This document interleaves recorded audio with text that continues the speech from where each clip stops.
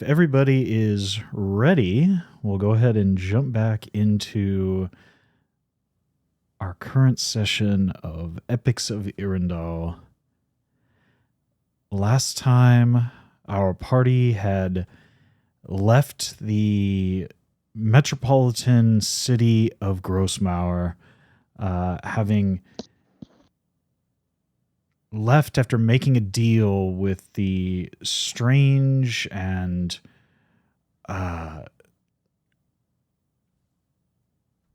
uncertain individual known as Oban Saul, the seeming leader of the Hand of Faith, a strange organization littered deep throughout not only Grossmauer, but Irindal as a whole. You made a deal in order to garner some information in regards to your past, individuals of import to each of the party members. The only portion of Oban's side of the deal that wasn't fully vetted was, of course, discovering the whereabouts and the location of Ada Grot, your former lover, Dazes, now estranged by some strange twist of fate. But in due time, they would reach back out to you. In exchange, you would assist Oban Saul with the elimination of the current ruler of Grossmauer, whom was described as a individual cloaked in undeath of some sort, having lived far too many lifetimes and was in most cases in opposition to the power of the Hand of Faith. Accompanying you as both a companion as well as a source of information to Oban Saul was your sort of estranged companion and friend, Billet, a sentient automaton that had also made a previous deal with Oban Saul and unfortunately had found himself an unwilling member of the Hand of Faith, but nevertheless seemed to show you as much kindness as you showed him in an attempt to try to overcome these past failings in any way that they could and assist you in any way that they could. But as he stated, he was bound by the deal that was made. After taking a route unseen by any city guards, as well as the Twilight Hound, one of the inquisitors of the Church of Helion that you had encountered before encountering Oban Saul, you managed to slip out of the city unnoticed, now heading northeast towards the edge of the Callista Highlands, along your path towards the your destination, the Chapel of the God of Death, or also known as Gami's Mantle. You came across a rather gruesome and awful sight of an orcish and goblinoid raid on an outskirts town. After much observation, you realize that if there were any survivors, they had already been taken well and truly outside your assistable range, and that this city was hopelessly being razed to the ground.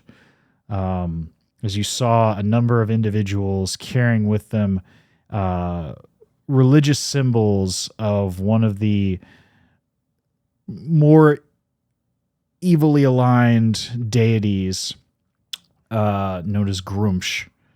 A terrifying eye on a number of these large orcish leaders.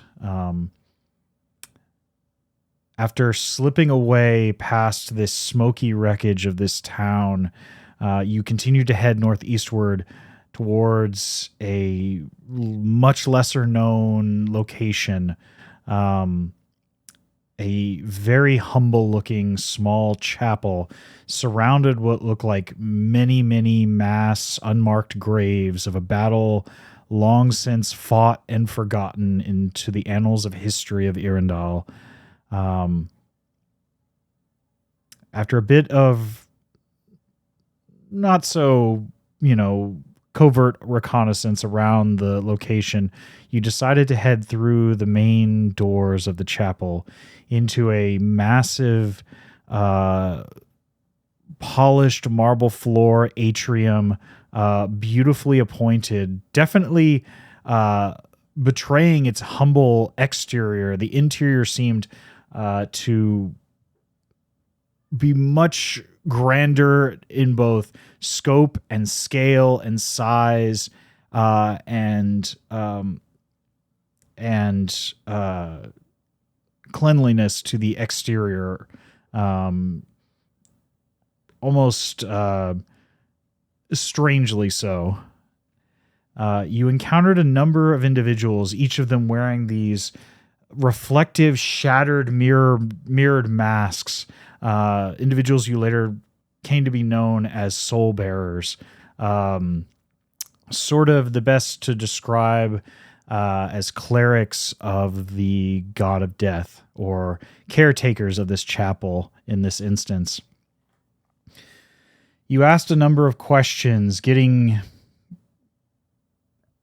at best cryptic answers, at worst simple hand gestures, pointing you in a number of locations. But in the reflection of these masks, each of you saw different things, saw different reflections of your desires, your emotions, and your true self.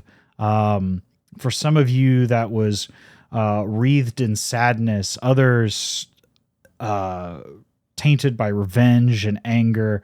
Others seeing reflections that were not their own.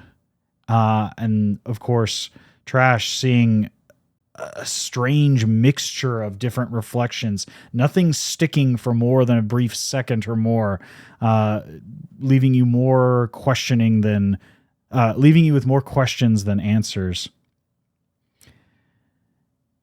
It was only when you asked in regards to Dr. Nightingale and, of course, your friend and mentor, Catherine Alenlead, that you were directed to a strange archway at the end of the main atrium.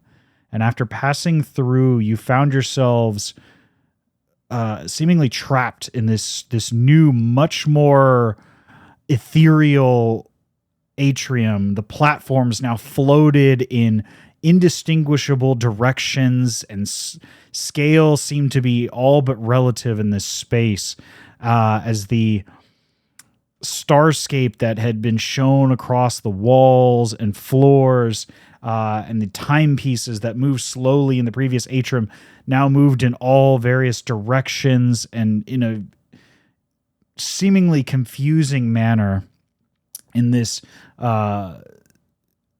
vast ethereal space.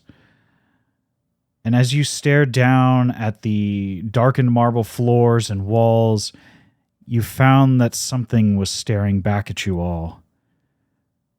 Darkened, shadowy versions of yourselves came forth. Alternative visages of yourselves in perhaps other time frames, other realities stepped forward as if to claim this one true reality that you knew here and now. Some attacked immediately, using your own strengths and skills against you. Others questioned and shown uncertainty, and showed deep-rooted concerns you all held within yourselves. as you not only had to fight off yourself, but convince yourselves to move forward and progress as individuals. You also realize that the reflection that shone from your companion Billet was nothing like the automaton that you see before you now, but a strange dwarven man that seemingly shared conversations and truths that he himself did not understand in this moment in time.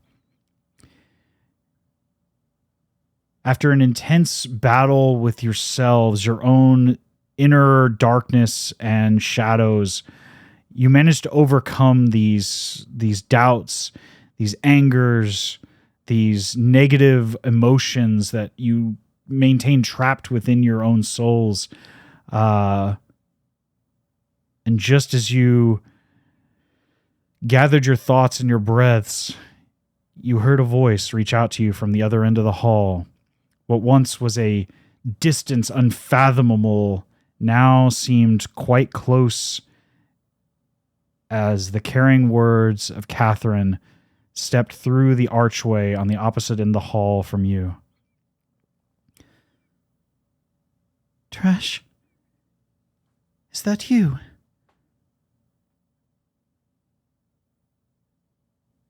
Oh my goodness. It's wonderful to see you. What would you all like to do?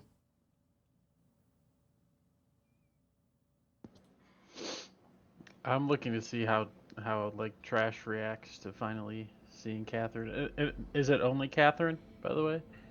Currently, it is only Catherine at the other end of the hall. Okay.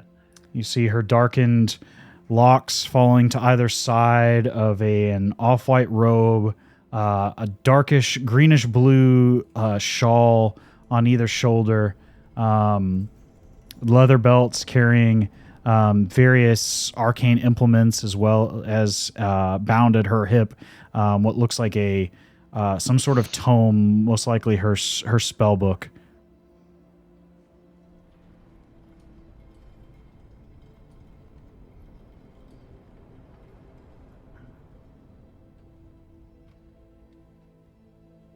Yeah, I think for I think for me, I just kind of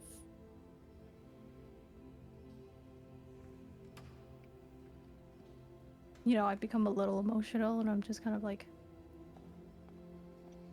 Catherine, is that really you? You see her, reach up and touch her face and smile. As far as I know, it is.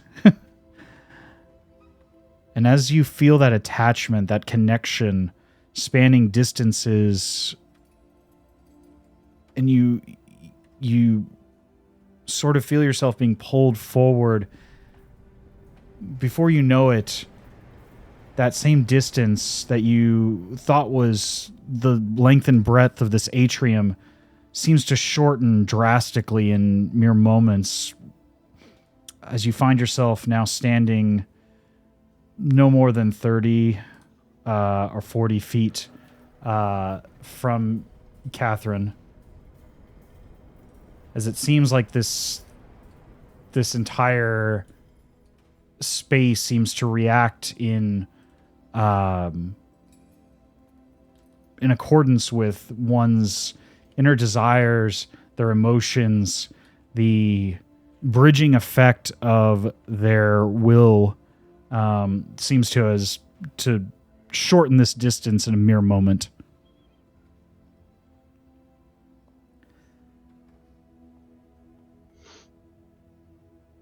Can I actually try real quick? If I try walking like back towards the our previous door. Okay. Is it like, am I able to? Just like kind of walk back and forth. Give me a wisdom check. Just not a wisdom saving throw, just a wisdom check.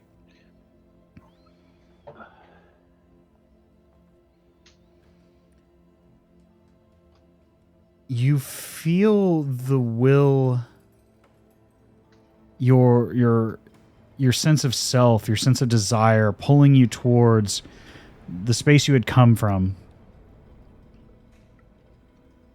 And in a brief moment, you take a step that feels vastly distant in comparison to those you've taken in this space up until now. It's like as if you were bridging, as if you were on a self-propelling floor or pathway carrying you much further than you anticipated.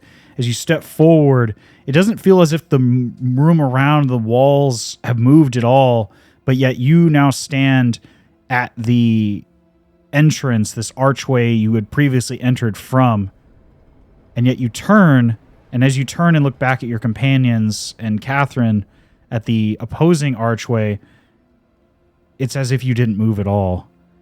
It's as if the space in this location is warping based on your perceptions of time and reality.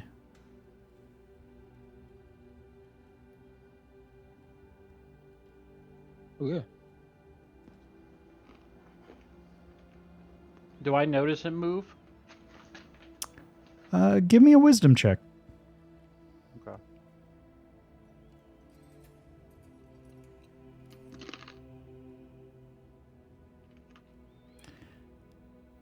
You notice him take a step or two forward or back the way you came, but for you, it seemed as if he traveled almost a mile. Like the distance you see in relation, and it's only when he does these turns and looks back at Catherine that he now stands at your side again. But for a brief moment, it was as if he had walked nearly a mile back the way you had came in the briefest of moments.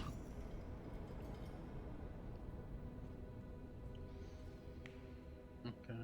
And you too understand that this space is directly influenced by the perceptions and the will of those within it.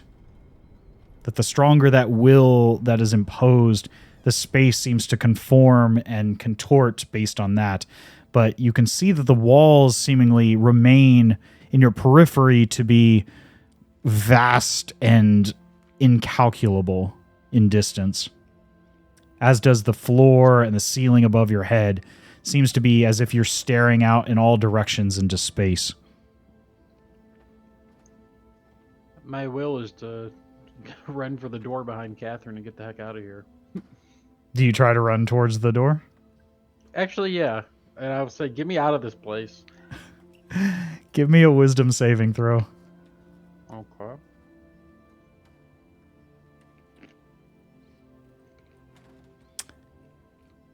You go to run towards the door, and as you run, it's as if you're sinking down and down, and you're definitely getting closer to the door, but you find yourself falling into the dark recesses of the space below, and that even though you're getting closer in one direction, you are becoming exceedingly further and further away in another, as if this will to overcome this span is not quite enough to reach the exit. And as you attempt to do this, you feel a gentle hand grasp your shoulder. Perhaps I should explain. This is a strange place. As she urges you to return and turns you towards, and you find yourself now standing again in the presence of your companions. I'll shake her hand off my arm and yell, or ask aggressively, are we your prisoners here? No, of course not. I am not the master of this place. This is the domain of the god of death. Also, a domain of time.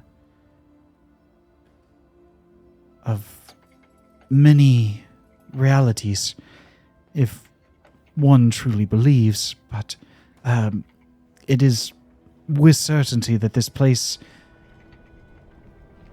warps the very fabric of reality. Might I suggest we go out of this location? It can be a bit unnerving. I'm sorry you had to go through that, but unfortunately the patrons and the caretakers of this location are rather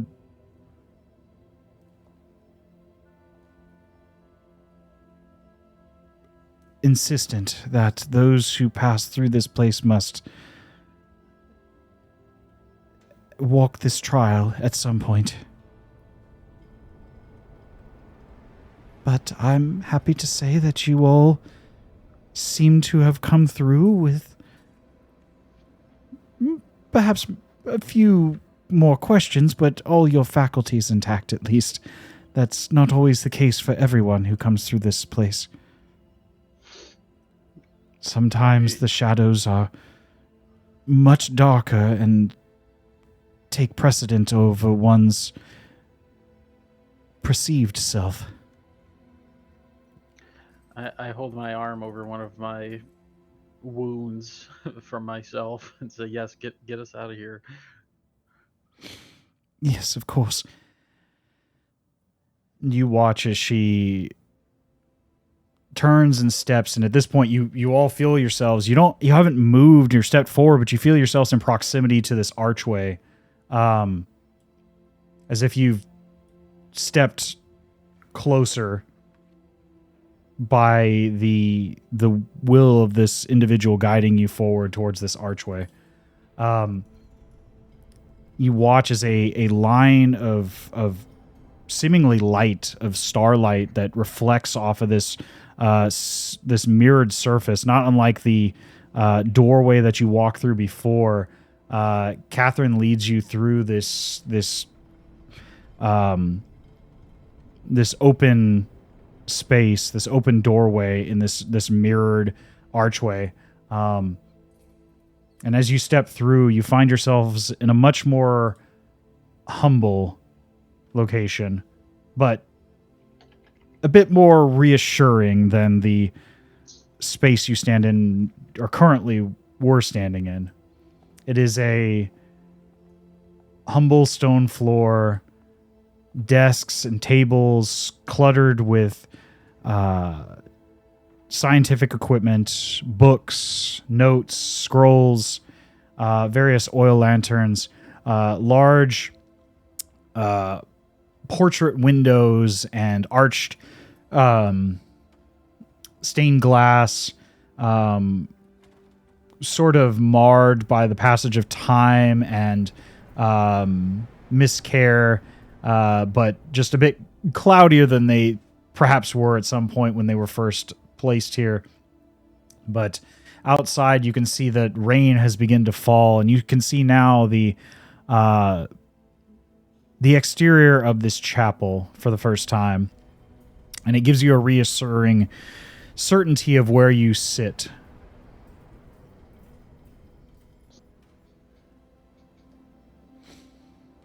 There are shelves of books, of various containers full of alchemical ingredients, various tools, barrels of stored liquids, perhaps wine, perhaps water, perhaps other arcane solvents, things of that nature.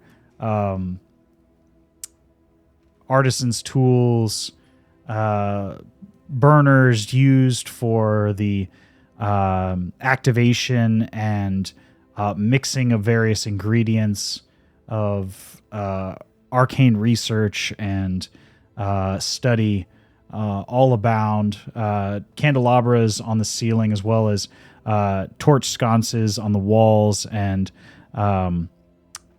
candle staves, scattered about to give a dim light in this otherwise fading evening light. You can see there's a gentle glow of the moon overhead coming through the windows in this space.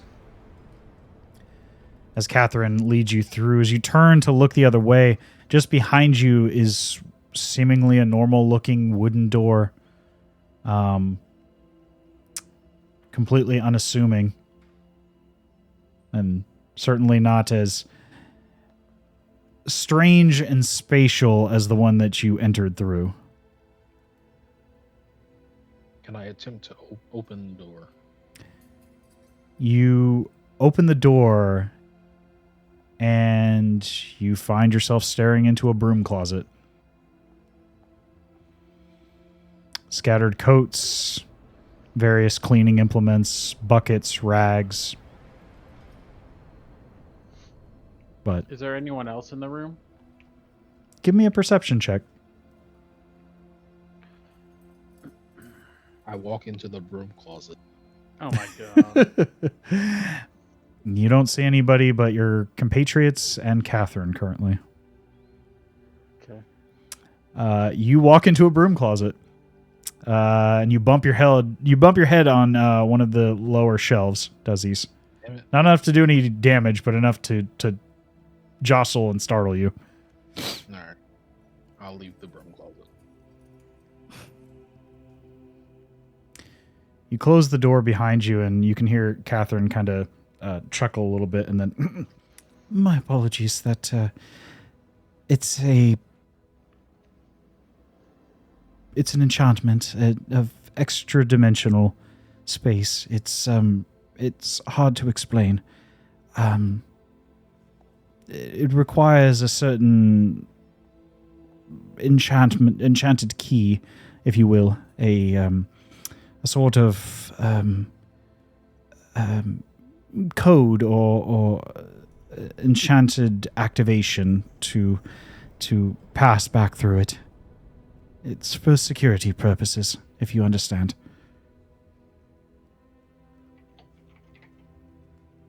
I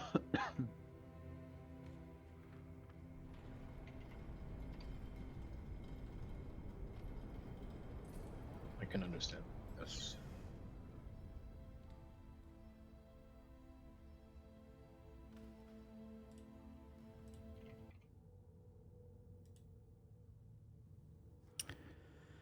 Well, it is delightful to see you again, Trash. you can see she's struggling to not tear up a little bit as she kneels down to get to your level, and she takes her hands, or one of your appendages in her hands. I'm so happy to see you are all right.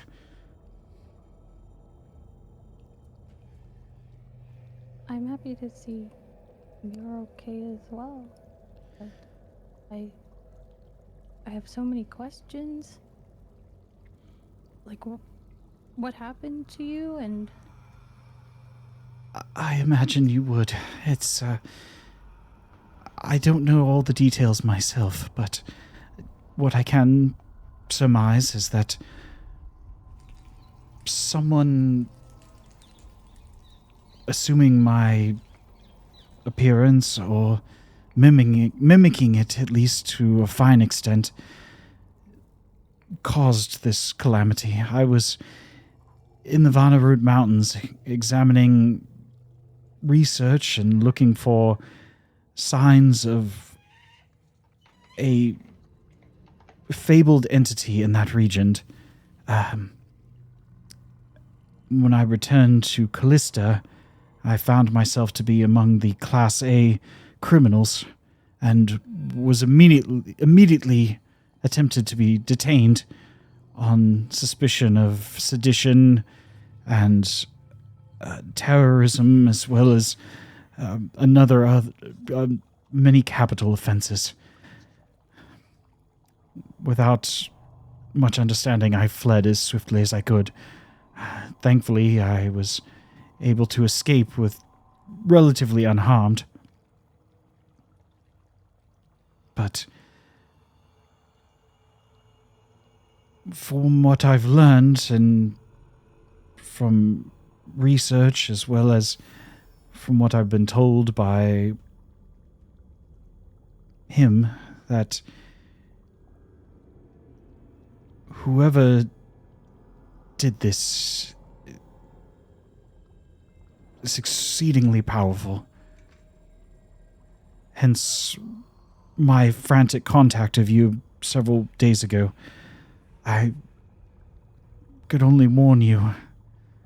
I fear whatever the entity was, or what I assume was, is still alive and well. I was searching for a powerful creature of ancient times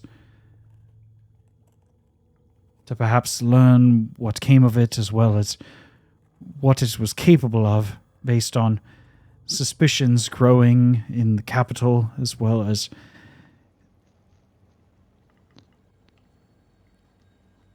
various tales of the past and strange oddities over the many years I had been researching and working within the magistrate.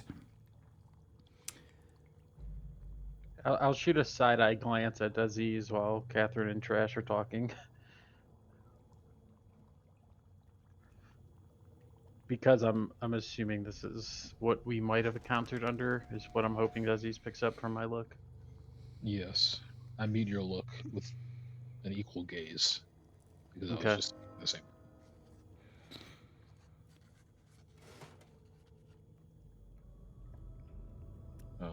I do actually want to mention, wow, since she I guess I'll just ask, could this creature be the same as the one that we came in contact with under the city of, was that Callista? Yes, the city of Callista. I don't know. I'm not sure. Which entity are you specifically referring to?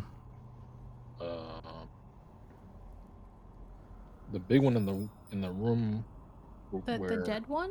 Like the... Yeah, the tubes.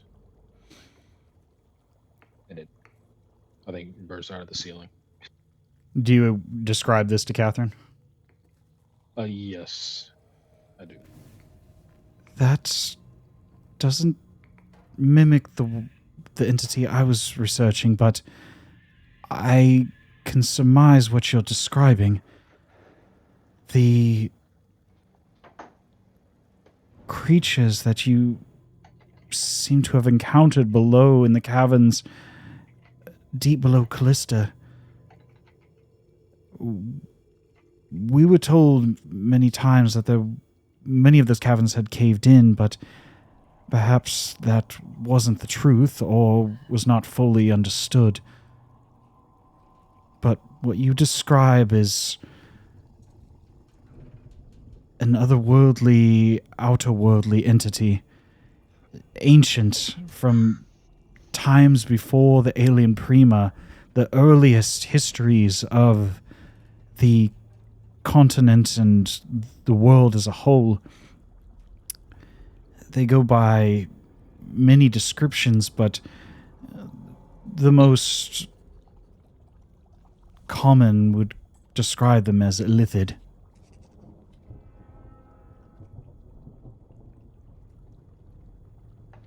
Entities that devour the memories, the mental capabilities of those that they enslave and that they use to reproduce. I've never personally encountered one of these creatures, and the one that you described, this corpse in the container, it sounds like perhaps what was at some point one of their primaries, their leaders, their progenitors, whatever you choose to describe, but a powerful entity in its own right. thankfully, it doesn't seem like it was still yet among the living. But no, the entity that I was researching in the Vanarut Mountains was an ancient draconic entity known as Kerventan. A powerful, ancient red dragon.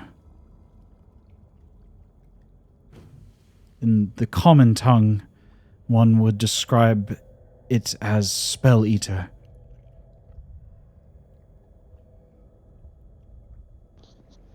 We came across this name as well. Yeah. I'm checking my And notes. also, we may have come across if it's children or spawn or but we had to fight these brains that had limbs and could run and they were trying to. Yes. Some had already successfully taken over some host bodies. Yes, I believe I know what you mean. They were assumed to be extinct in this day and age, but I see now that that's not the case. These, what I believe are described as intellect devourers. Yes.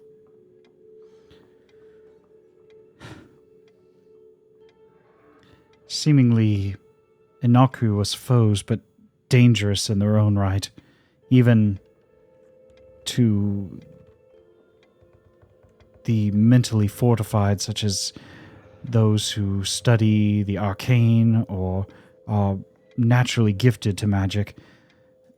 Nevertheless, they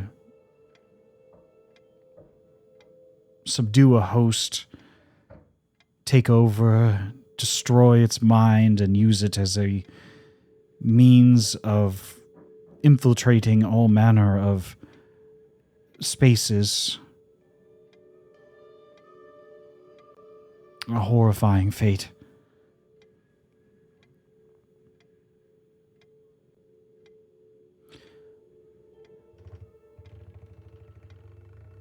Was there anything else? You said that you walked through quite a cavernous space below the city of Callista. What was there anything else that was of note that you noticed in this, other than, of course, the Illithids and the Devourers? Were there anything else that jumped out at you as strange? Bones. Old bones. And blue liquid. Were these bones large? Massive, huge even? Yes. I believe so, yes. And there was a blue liquid. Was it? I believe liquid lunarium. Yes. You watch as she steps over to one of the tables and grabs a vial from underneath a piece of parchment and lifts it up, and you can see that there's a very small but very dimly glowing blue liquid in the bottom of this glass vial. Something like this, but in much greater quantities. I'll examine it, and if it's about the same color, I'll say yes. It is exactly the same color. And it stinks of lunarium. You can smell it even at this distance. Yeah. That's it, I'll say, with a growl. This is... Most lunarium is found in its crystallized form, its stabilized form. This is concentrated... the very essence of life and mana. generally, we've found that it does not remain in this state for very long unless suspended in some sort of other medium or drawn forth by some greater magic of sorts. It's something that, well, they've been researching for many years now. I've only just begun to take and piece apart their notes and learn what... And she stops and looks as she is a bit taken aback by a presence. And it's only at this point that you feel that same presence as a sort of veiled mana and energy drops. And you feel standing just behind the three of you a presence. A presence, as you turn, you see a darkly dressed individual, robes and leathers all stained black, but most notably a pitch black, long crow mask shielding their face, and rounded brass goggles with pitch black lenses staring back at you. I'm going to use primal savagery and try to grab his like chest, kind of. Okay. Give me an attack roll. Okay.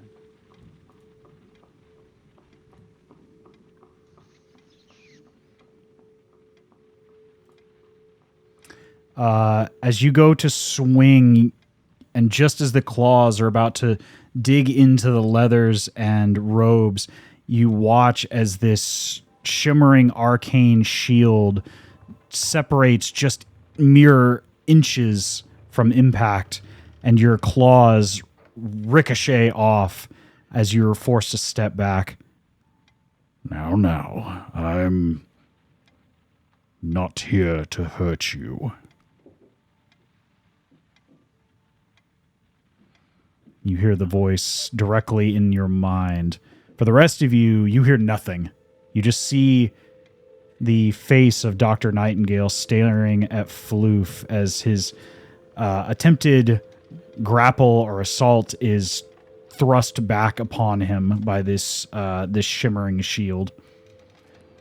Can I tell that it's from inside my head, or you just hear a perceive it as voice? Yeah, it's a bit strange because it sounds kind of echoey and reverberating in your mind. I would use my mixer, but unfortunately I don't have that set up yet. That's okay. But it does reverberate in your mind a bit differently than you expected a voice to be. So it definitely comes across as something unique. Okay. I mean you no harm. You are guests of my research lab. Welcome. Let me think here. I'm just gonna yell "shut up" in his face while I'm covering my ears, because I'm gonna assume that I'm not sure if it's in my head or not, and he did turn me into a baby bear once. And I'm just gonna yell, you know a lot. We need answers. Answers I intend to give. If you would be just a bit more patient.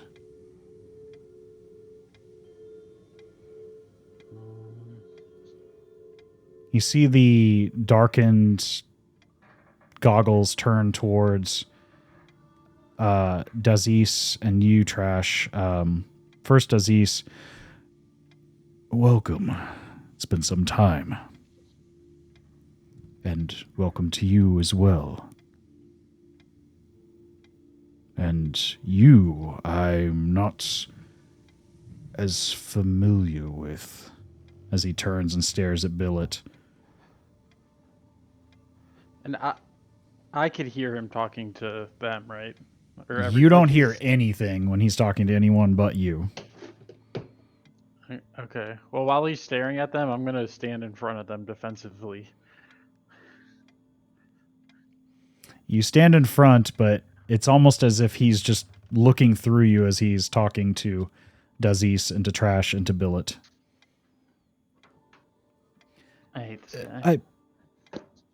Please, I understand it's a bit unnerving, but at least from what I can tell, Dr. Nightingale means us no harm. He was the one who assisted me in escaping Callista. Were it not for him, I likely would not be here right now. I ask that you simply give him the benefit of the doubt for the time being. I understand his reputation is not the most polished. But He saved us too, but why? I have my reasons.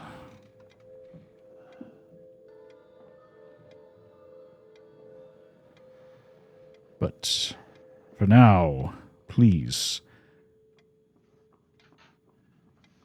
take a seat. Make yourselves comfortable. I imagine the trials of the Chapel of Gami were not easy. But it seems that you've come through them relatively unscathed. And as he says the words unscathed, you notice that Dazes, Trash, Floof, all the wounds that you have sustained seem to have never occurred. So if you have any missing hit points, you can return them. You still feel the mental strain of what you went through in that atrium, but physically, there's no sign of any damage. So you don't regain any abilities that you used or any spell slots, but you regain any hit points that you might have lost. Okay. Okay.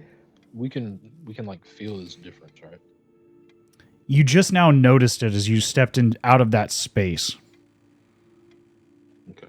And it's only when he brings it to your realization by saying you seemed relatively unscathed, as if they themselves have undergone a similar ordeal.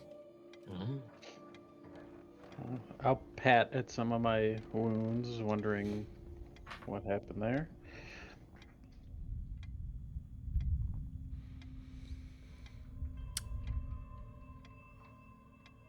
You watch as Catherine grabs a number of chairs and various stools scattered about the workspace. For you, Floof, she seems to try to roll a larger barrel after she clears off some space from the top of it. Unsure if any of the other chairs would be quite to your stature, but this seems to accommodate as a chair for your larger size.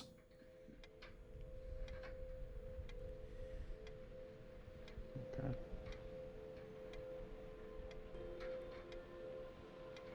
I'll sit visibly impatient. First, why don't... And you can watch as Catherine's already begun gathering some empty glasses, some wooden cups, pouring you all some water. If you need anything more substantial, please let me know. I may have a few bottles scattered about. But for the time being, let me pose a question.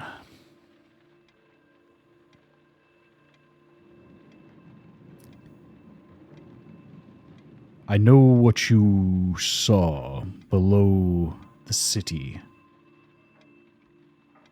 The night the Illithid and your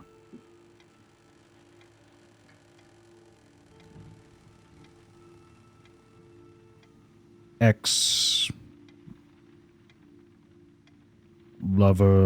companion, whatever they were doing below that space was for the sole purpose of wrenching it free from its veil. And by it, I mean the large floating structure you all saw in the sky that evening.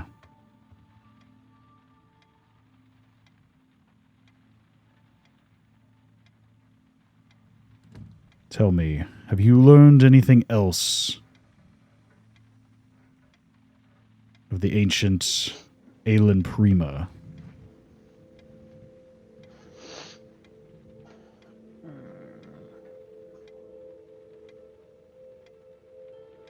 What do you know of a city known as Ilfarin?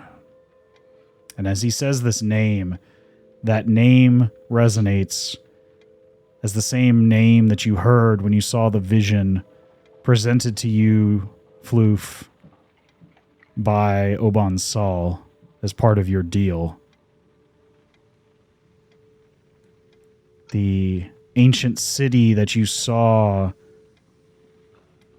the argument that you saw in that large auditorium space, that strange device, and that symbol that now matched the design and structure that he had given to you several weeks prior. That strange flower-looking petaled structure where you saw the bluish glowing liquid in what seemingly looked like a glass, combination of glass and metal and arcana, all sorts of devices of artifice holding this blue liquid in place. A blue liquid not unlike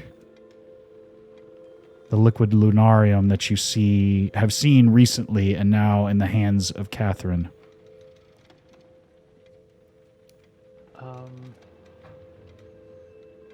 If that's coming back to me correctly, I think I'm remembering elves. Maybe. Am I on the right track here? Sorry, Yes. You are referring to the ancient Aelin Prima, the precursors to what we know as the Elvish today. I saw them in a vision and giant men. Yes. Your ancestors. And they said they talked about a structure that is too dangerous to use. Yes. Something that would go against the gods themselves. Indeed. And I think they said I was linked to it somehow. Yes. Motion detected. You are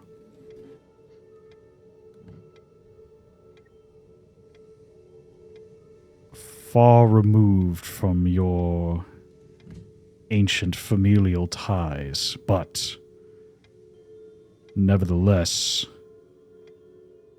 connected you are. ancient servants of the natural order for flowing and protecting the flow of energies across this world. Protecting the natural magics of this world. Guardians of the natural flow of life across this plane.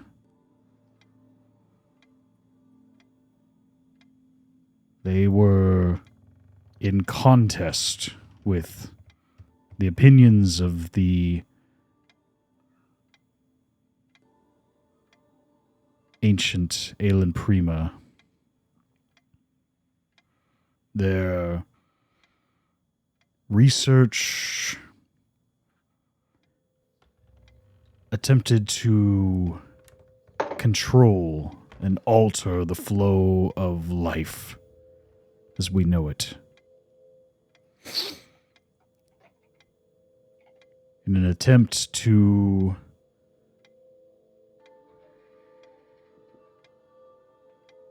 capture the very essence of divinity into the control of mortal hands.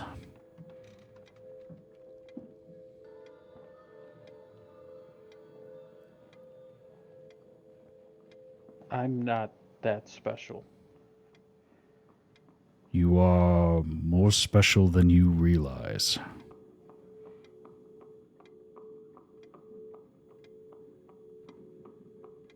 All of you have ties to this strange web of history.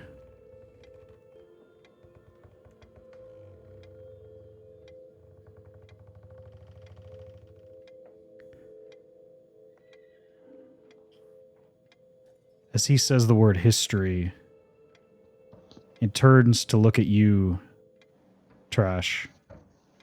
And at this point, you're all hearing the voice in your heads.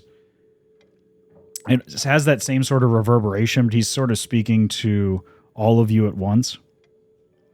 Just kind of spreading that mental proximity to everyone in the room. So it's not as commanding when he does so, speaking to everyone at once, but you can still hear that reverberation in your head. It's unlike when you hear normal speech where it sounds like the sound waves are surrounding you. This is as if the sound waves are emanating from within your own head. So it's a bit strange, and it takes some getting used to. Okay.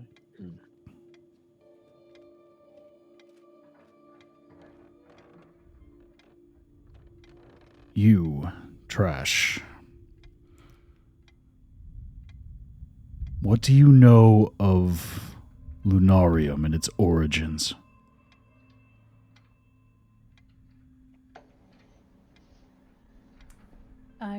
I don't really know. You understand that it is magic dense material, yes? Yes.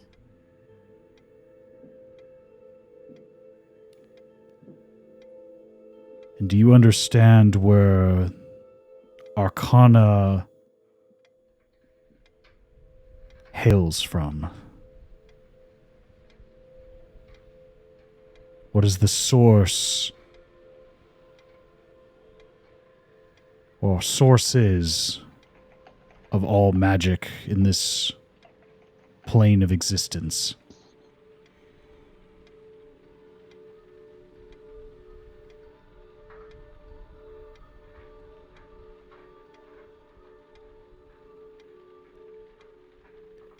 It's okay, Trash. It's an esoteric theory, but perhaps something that wasn't really discussed much in your teachings, but it was magic as we know it hails directly from the goddess Mystra. That she is magic, that she creates magic, that its very presence is the goddess of magic. That What it's was the name of that goddess? Sorry. Mystra. Extra. Yeah. Oh, okay. You would know her as one of the 12 divine. Okay. Her symbol is the symbol of the Magisterium Arcanum. Copy. It's the 8-pointed star representing the 8 schools of magic.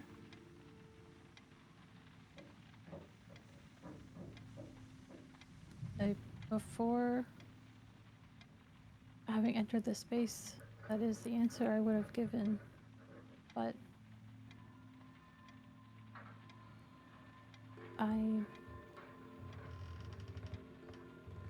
Let me rephrase my question. Do you believe that is the only source of magic and arcana in the world?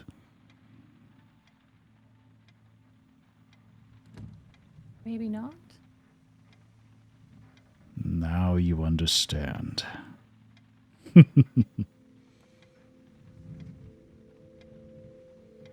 then what am I? Am I just...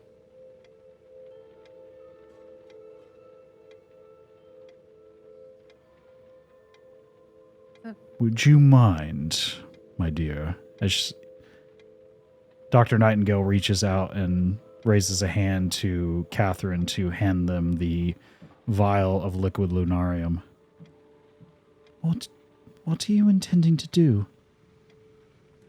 I simply have a theory I would like to test.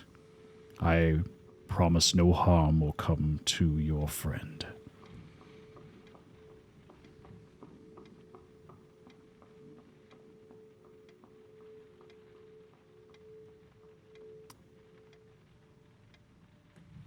Trash, are you okay with this? I think so. There's a moment of hesitation, but carefully Catherine hands the vial to Dr. Nightingale.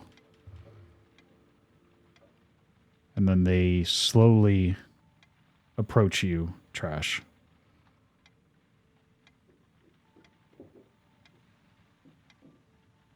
Would you allow me to place this in close proximity to you?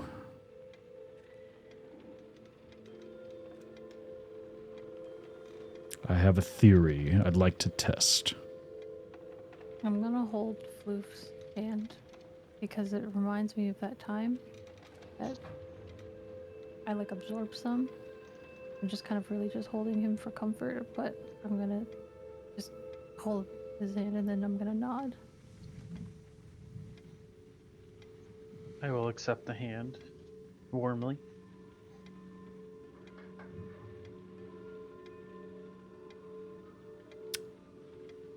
They kneel down in front of you, the vial gripped tightly in their leather-gloved hand. You've seen their figure before, and at this close range you can tell that one of their arms is of flesh and blood.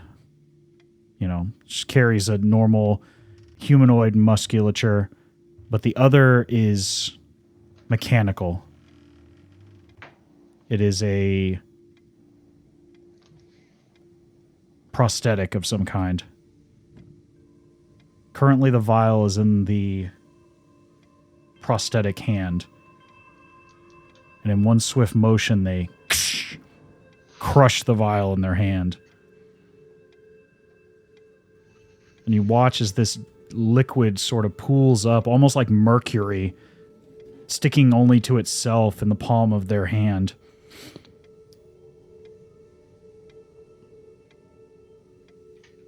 They don't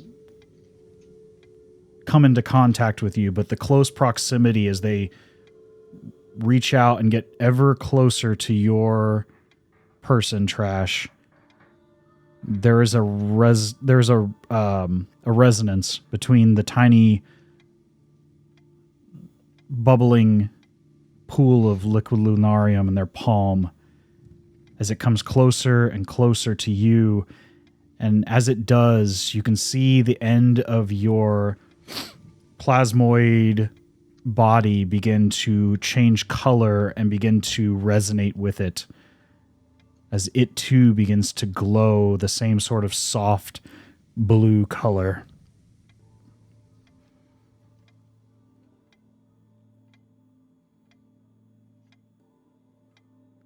I see I was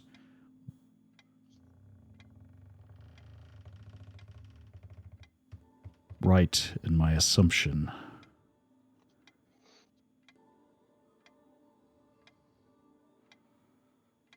But to how a being of concentrated magical life essence itself was given sentience. It is a fascinating theory.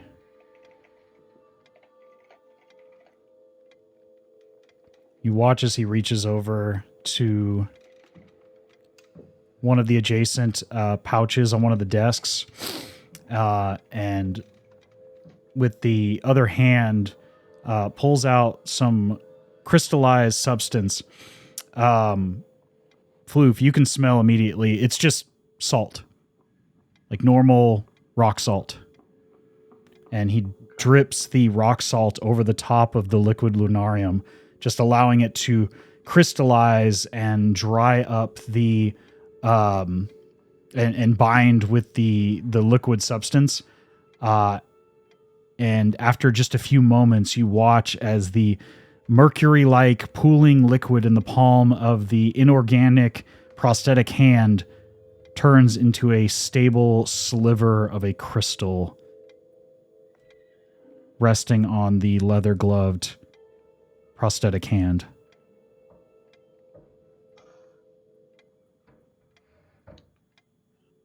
And they set I'll pose the question to him, having been able to smell the salts. I'll say salts crystallizes the lunarium. Yes. Good. Excellent observation. Tell me, have you begun to figure out where the lunarium comes from? What is lunarium in its basest form?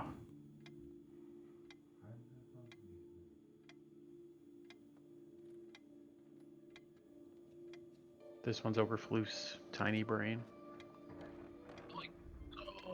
I don't have notes or anything.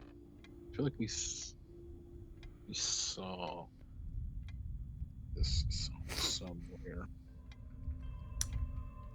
Floof and Trash, give me an Arcana check. Or one of you can roll with advantage, your choice. With the other's assistance. All you. Okay, let's see.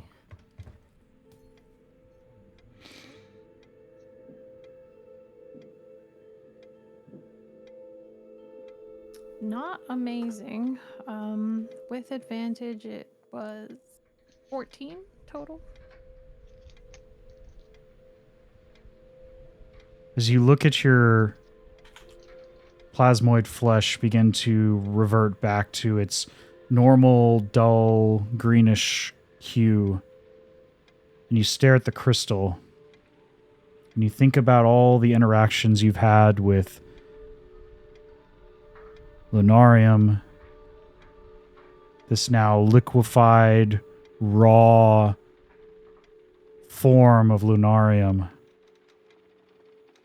the association and proximity to large creatures in the deserts surrounding Callista and the mesas,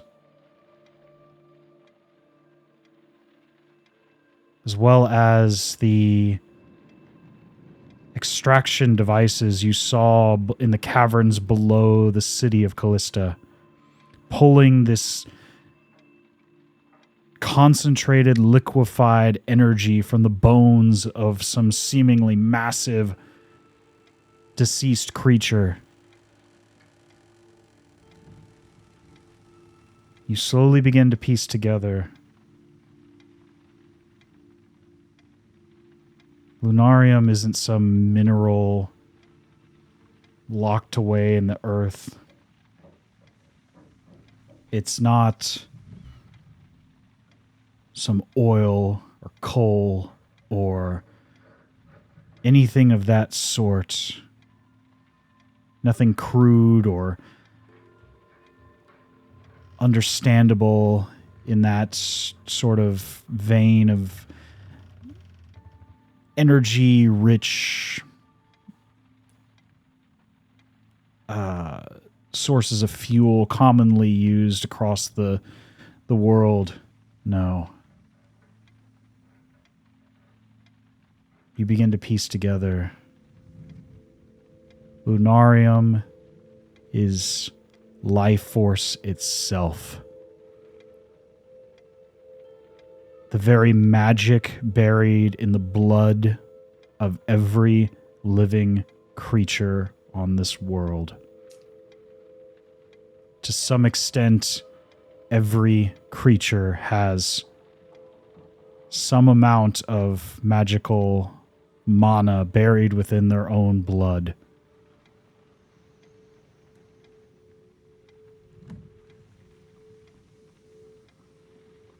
And the crystals that you see are simply the reacted form of that energy coming into contact with a catalyst to solidify it.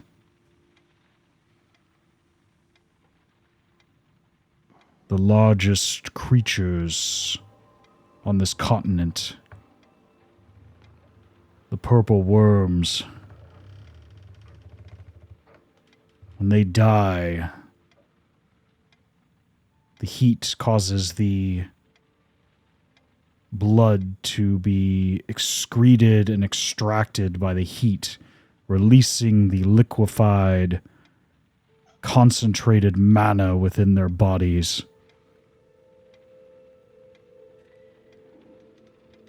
When that comes in contact with the abundance of salt buried below the sands and the rocky surface of the desert, it crystallizes into what you have seen your entire lives as Lunarium. But that is not its fundamental form.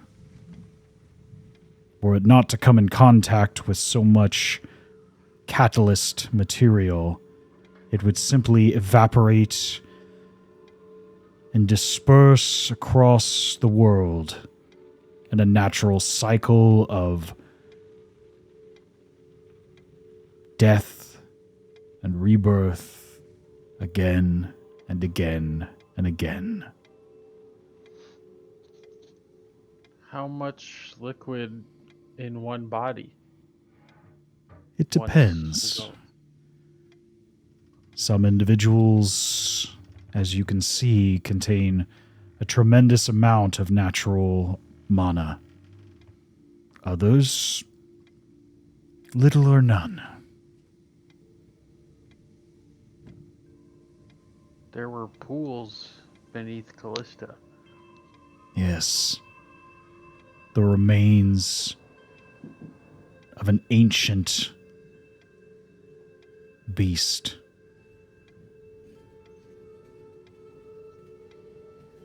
A long dead, horrifying entity, the likes of which has not been seen in thousands of years. But mana-rich bones, drained by ancient devices.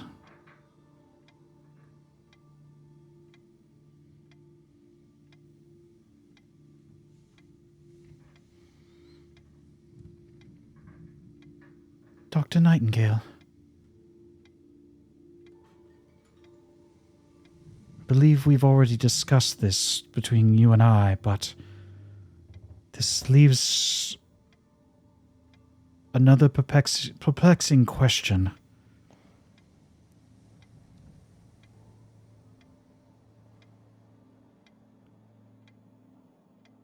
Trash is a unique entity, the likes of which I've never seen before on my travels across this world.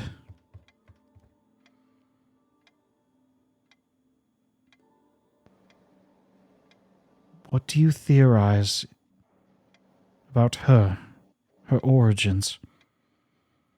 And you look as Catherine looks at you, Trash. At any time, if you don't wish to know, please don't hesitate to stop me. This is as much for you as it is my own curiosity, but I don't wish to overstep any bounds you aren't comfortable with.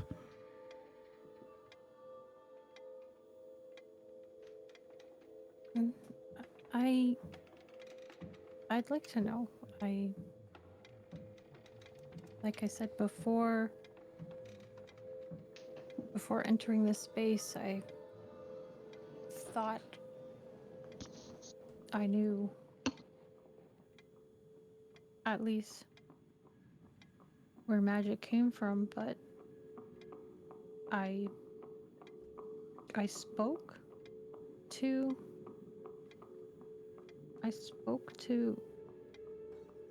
souls that maybe are a part of me, and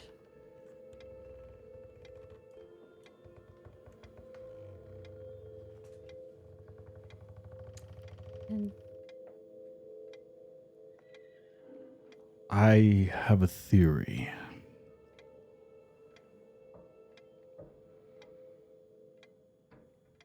You told me, Lady Catherine, that you first encountered Trash in the waterways or the sewers of the capital Magnolia. That's correct. It was a chance meeting, and we became good friends shortly thereafter. Don't you find it odd that in a city relatively devoid of magic,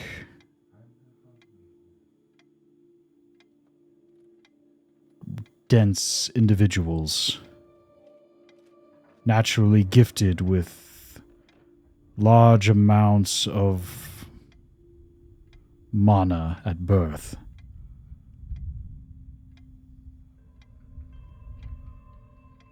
a region where such individuals are persecuted, tried, even killed.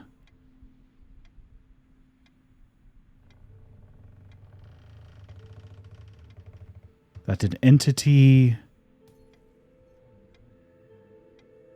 a sentient creature of entirely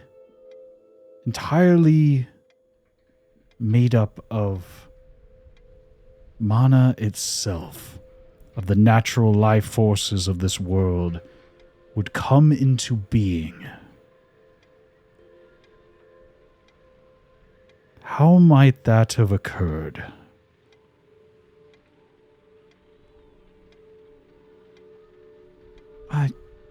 I don't know.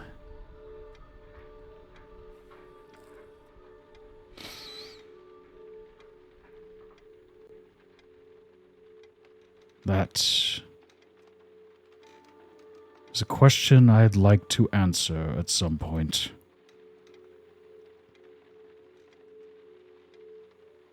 But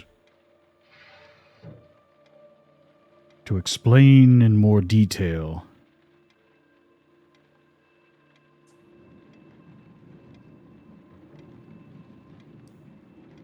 mana, lunarium, the very life essence of this world.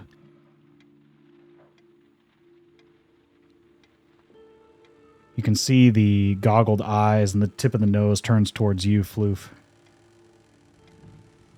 Your ancestors did not agree with the Aelin Prima, the mages of old who sought to control this flow of energy.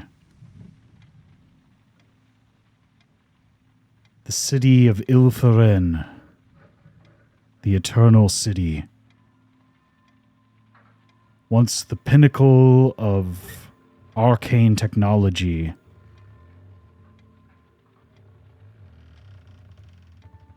was wiped off the face of this earth in a single day. You know this as the Alien Cataclysm. And as he says this, each of you kind of understands to a certain degree. If you'd like to give me a history check for more detail, you can. But the general understanding is when people say the Cataclysm, the break in history that you all are aware of and the time frame and the years kind of follow before and after this significant event in history. So everything that in the current day is post-Cataclysm. But you're welcome to, if you'd like any more information, you're welcome to give me a history check.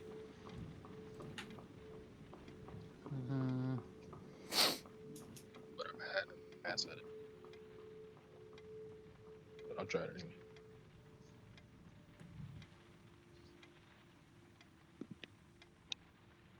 I only got a 13. Oh, well. I'm gonna do my best to stay in character, I think, because since I was mostly raised in a forest, I'm gonna say that this doesn't mean too much to me. Floof, you would know that just the various Elvish terms that you hear. The name of the city, Ilferen, you being the only one that understands Elvish. The word Ilferen stands for immortal, or the immortal city. Okay. How do you spell Ilferen? Ilfirin,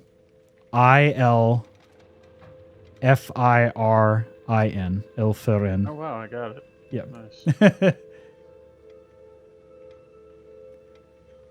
Trash, you know the basis of the historical significance. This is one of the greatest mysteries of the modern age that many a scholar has tried to discover what occurred on the day of the Alien Cataclysm. You know that let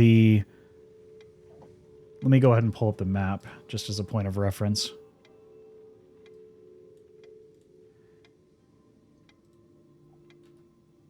You know that the ancient Aelin Prima used to occupy the area now known as the Mithril Badlands. And that the supposed city of Ilferen, or the capital of the Aelin dynasty, was the Great Chasm. And that is the only remains of the once proud city of the Aelin Prima.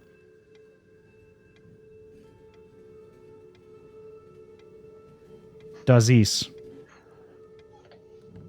you know from your exchanges with various smugglers and less savory types along the various trade routes through the continent of Irindal,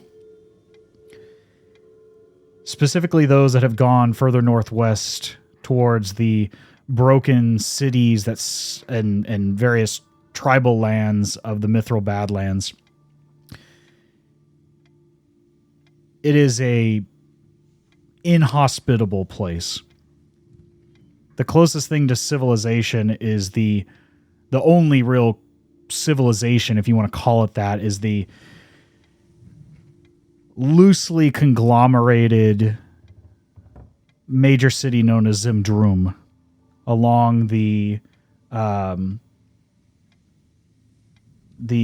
rivers going north to south, up past the Emerald Hills, up towards the Ignis Cauldron.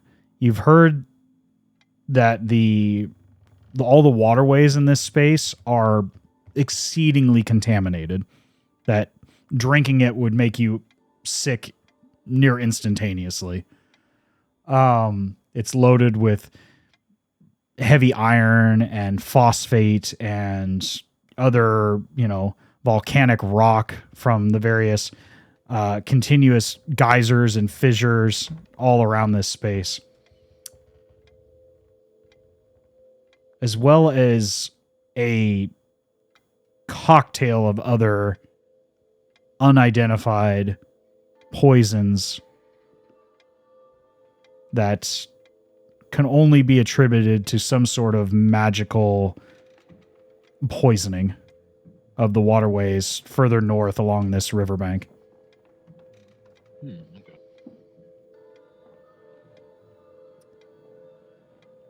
And what you've also been told, or at least you've overheard in various taverns, bars, passerbys on ships and trade routes, that this Mithril Badlands space is expanding. That this contamination along this waterway has expanded outwards from the Great Chasm over the course of the last decades or more.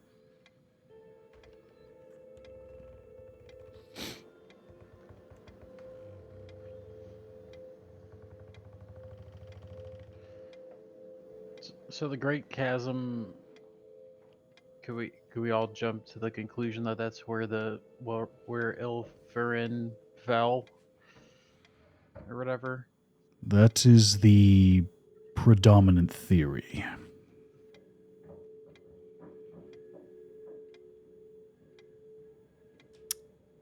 And are you saying that's where Trash was born, or came to life? Not necessarily. I have other theories in regards to the origins of your companion. One's closer to home than I'm willing to admit at this time. Ones I need to further research. Perhaps you can assist me in the future once I'm more certain. But this points me in the right direction.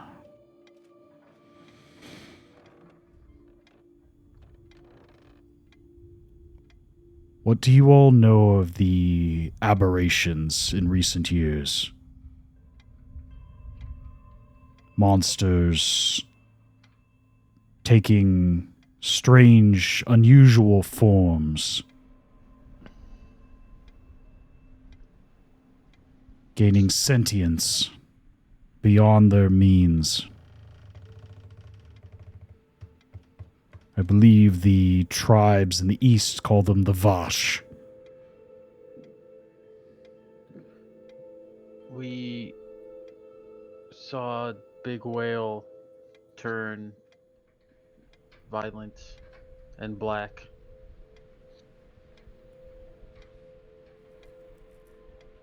Yes. The large lump of lunarium.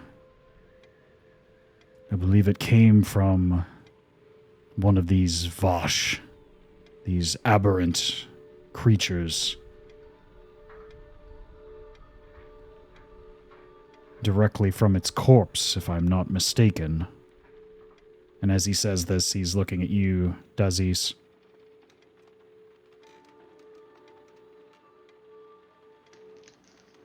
It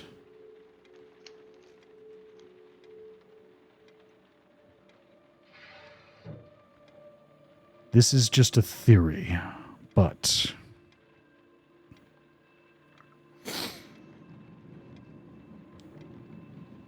I believe your friend here. Do not take this the wrong way. I mean no offense.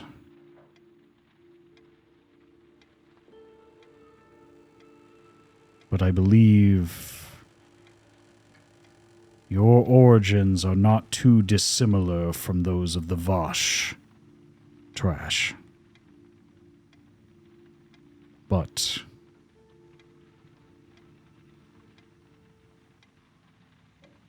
perhaps the influence of Lady Catherine, her guidance, her friendship, her care,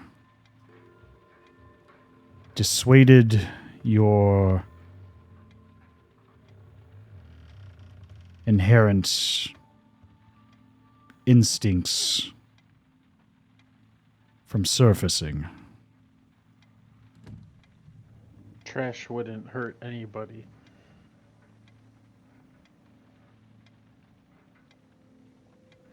I agree. Why does Lunarium, life itself, turn beasts mad? Life energy, mana itself, when naturally dispersed, does not cause such aberrations. But these aberrations are not coming into contact with small doses of mana.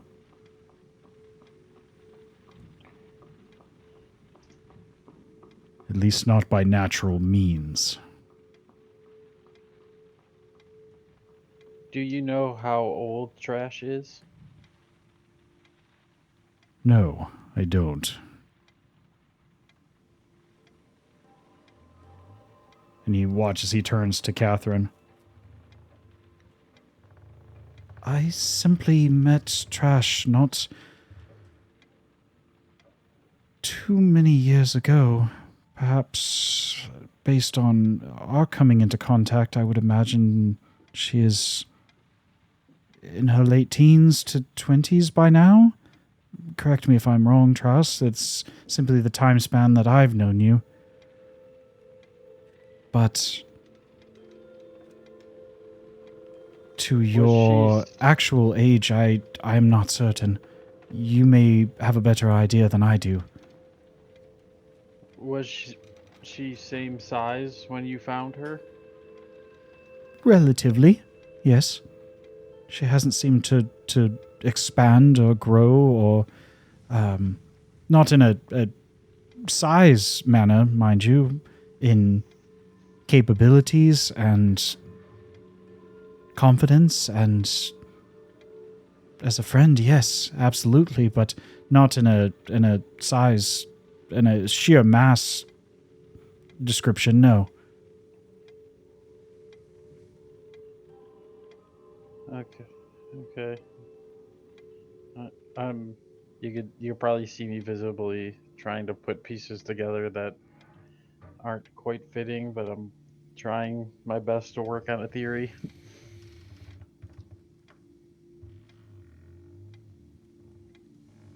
The device that you saw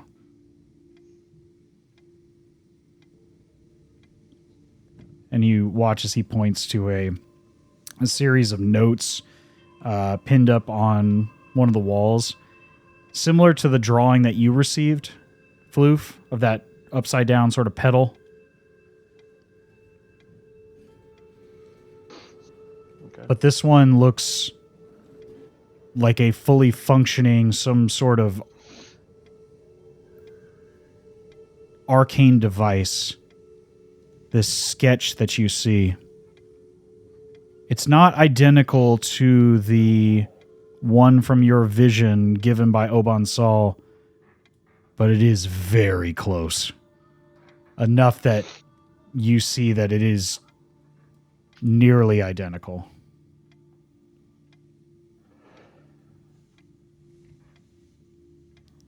Have you seen something like that?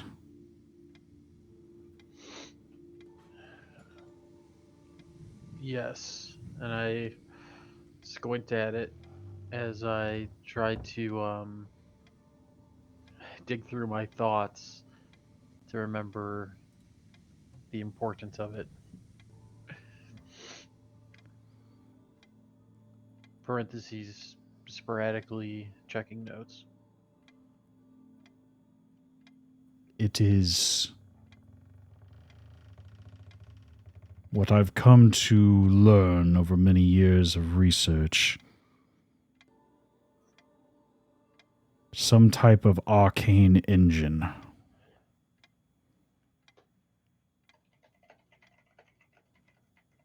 Not unlike those that are used to power ships, cities, various Artificer devices in this day and age, but on a completely different scale and complexity.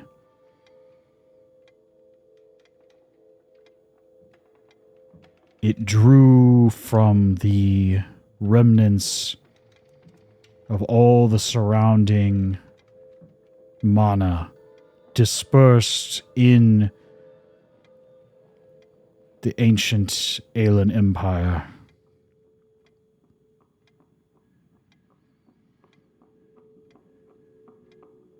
Whereas this energy would be dispersed in its normal cycle, this engine captured it, harnessed it, utilized it in its basest, most reactive form.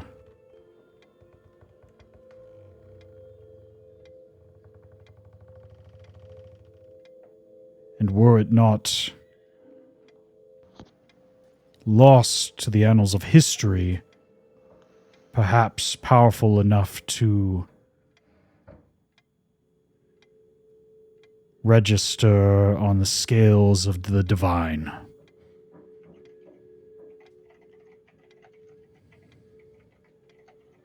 In theory, of course. They lost it? This engine? Your ancestors did not agree with its utilization. And eventually, disagreements shifted to arguments, violence, and outright war.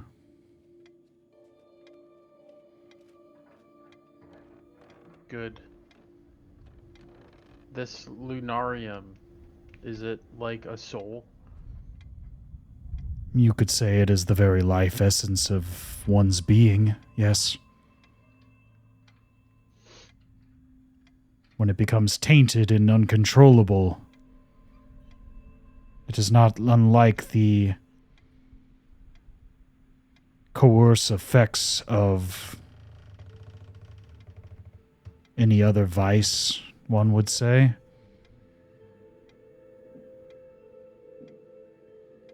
From what it sounds like, you've seen the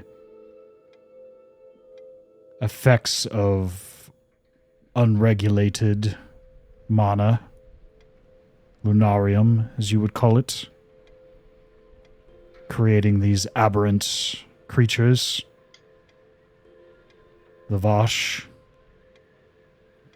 I have, and I'll kind of in my pocket or something fiddle with the leather or whatever from the aberration that killed my mother. Yes.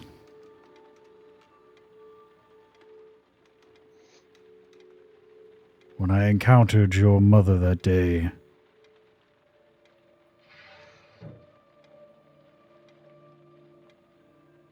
She had already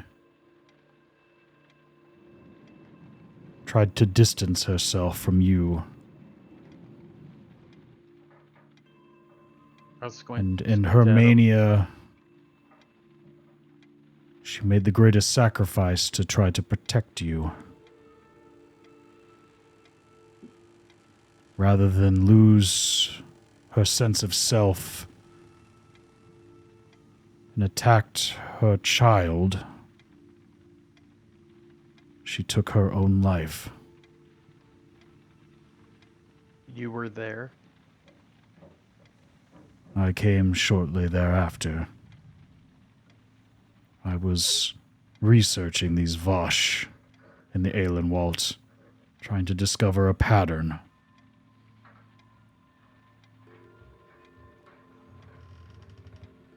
I took a sample of her blood before all the latent energies had dispersed into the soils.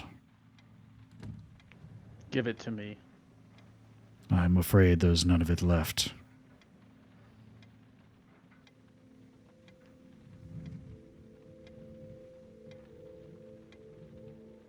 I'm looking frustrated. I'm happy to get some answers, but... Without a means of condensing, controlling, harnessing the liquid mana, the lunarium, it simply disperses as it would naturally in the world, returning to the soils, producing life, penetrating in small doses, measured doses, the existing life across the continent.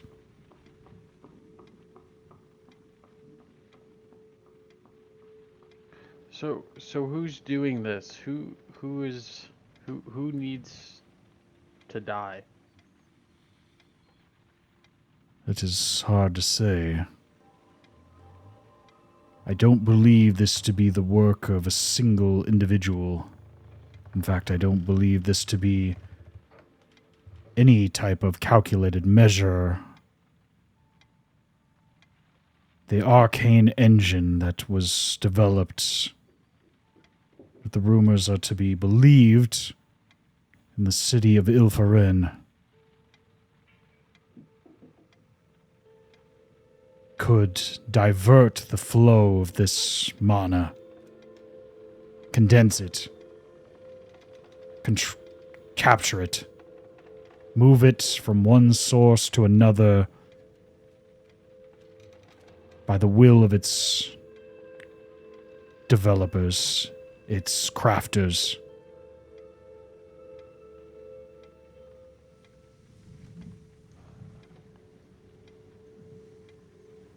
They believed it to be lost to history, that all that remains of the great city is a crater in the Mithril Badlands. But I disagree. There is one man tied to my history that I need to kill. Ah, you mean the Lord Baron of Grossmauer. Yes. He Help me has... kill him. That is not my primary concern. However,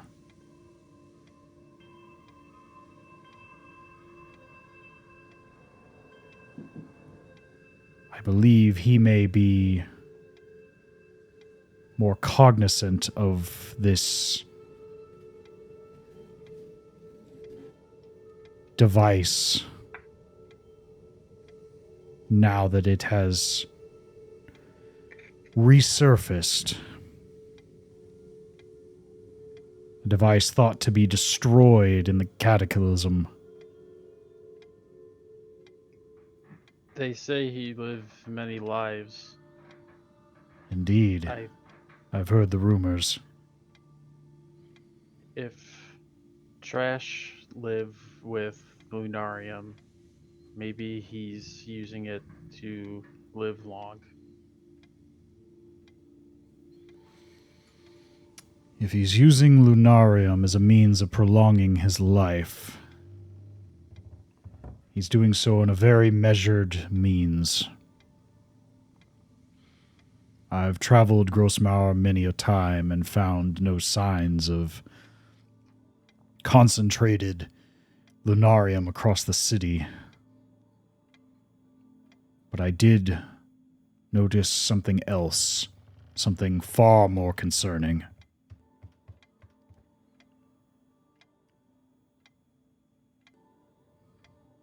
Then spit it out.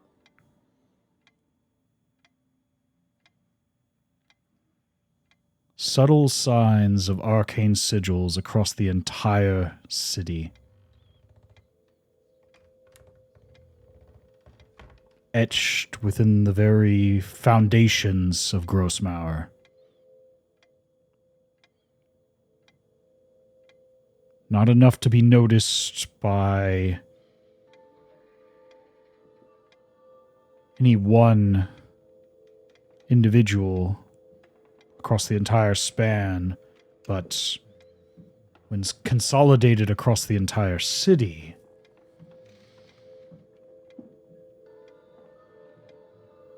a similar measured act of influencing the natural energies of that region.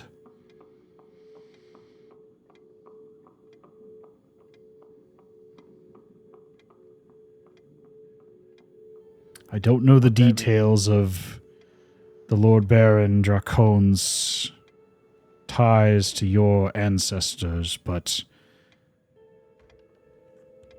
it is perhaps worth delving into if it does have some sort of ties to this arcane engine.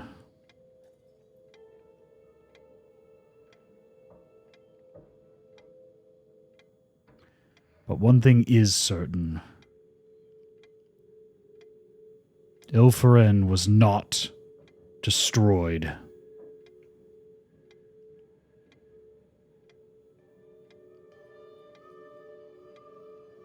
It has remained hidden, out of sight and out of mind for over 1,000 years.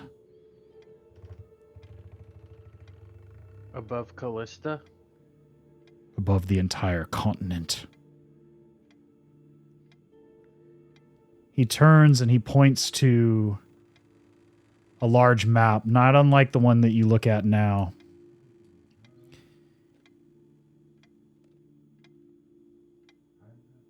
And you can see there are X's in certain locations. I've followed the path of the aberrant creatures, these Vosh, whatever you hope to call them. The one that you notice immediately, Floof, is directly... Oops, did that not go through? Shoot, I'm trying to get that to stay. Give me just a moment here. I'm trying to freehand on the map. All good. Come on. I'll just put circles. That works. The first one you see, Floof. What the... It's not staying. What the hell? Hold up. That's weird. Come on. The first one you see... I'll just ping them. It would be easier.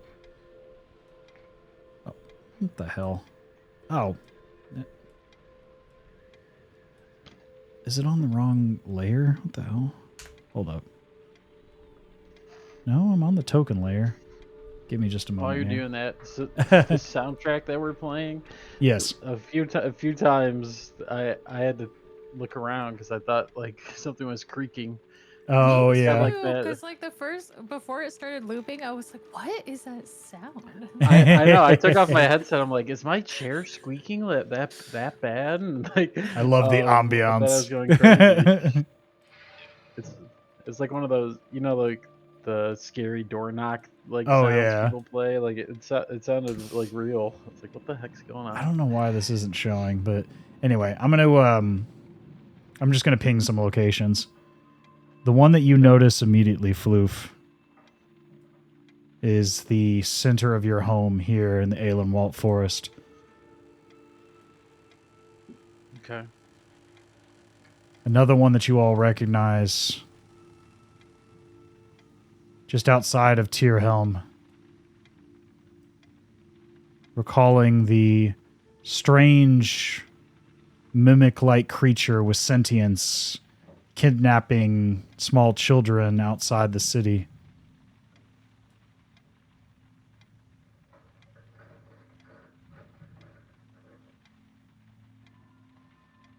Was that during our very first adventure? That was like our very first. Yes, it was. Okay.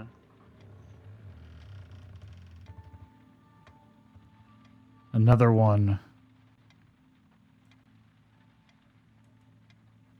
The strange creature known as Her Majesty on the eastern coast of Callista. Or the eastern coast of the Mesas. Another you see directly over Callista. And you see a number of other locations. You see one in the far north of the Vorpal coast.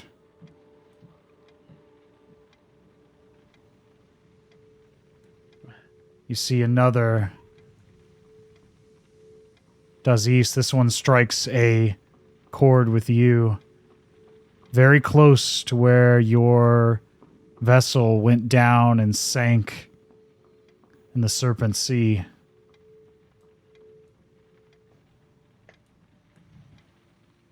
And last,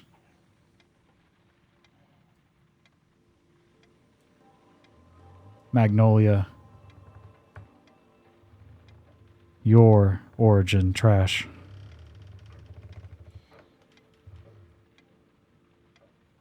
Individually, these are unrelated, but it seems as if the remains of Ilfaren are following a path, and he begins to draw. You watch as he drags a piece of chalk from all the points around the map, connecting them in what looks like a pentagram-like pattern across the entire continent of Irandal. These aberrant creatures, these Vosh, they are not random. They do not just appear infrequently as strange evolutions of their kin. No, no, no, no. Their mana, their energies, the Lunarium, it's being influenced by this arcane engine. The same power source that keeps the city hidden, keeps it afloat above the continent. I believe it is following some sort of protocol, some sort of given path. But these creatures, these aberrants, evolutions, they are a byproduct of its path.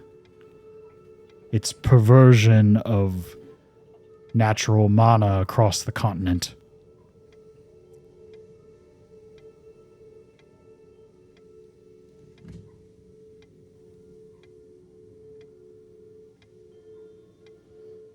Is there a pattern? He's drawn the... I don't have a way of drawing it right now, otherwise I'd show it on the map. Okay. but it looks like a star basically. It's going from all the points that you see. Okay. Basically starting up at the Vorpal Coast is the top of the star, going south west towards the Rosewell Empire and the city of Magnolia.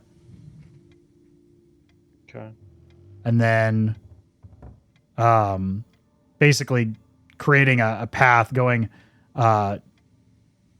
northeast up towards the Sea of Tusk and the Kista Highlands, then back across towards the Mythal Badlands and the Great Chasm, and then back southeast towards Callista before heading back in this same sort of 5-pointed pattern. I'll draw it later and send it to you guys. Fair enough. Is there, just because Floof's think, I don't know, is there anything conveniently located in the center of the star?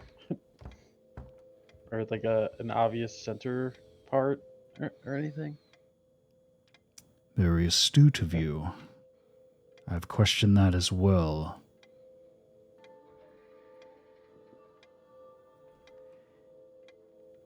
The center of this pattern kind of falls in a number of areas, but the center of this pentagram of sorts falls sort of around Mont Skega, Grossmauer, and the northeastern corners of the Aelenwalt Forest. Basically the center, the heart of Callista, and the heart of the Landskelt Alliance. And part of that encompasses Grossmauer and Kleinmauer.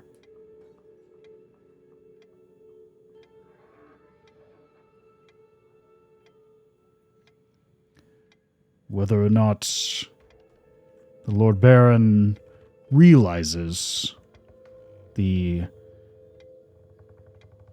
centered location of this pathway, these ley lines, if you will. Whether he realizes it or not, whatever sigils have been spread across the city, for whatever ends, one could only imagine that they would have some reaction to the presence of the floating city as well.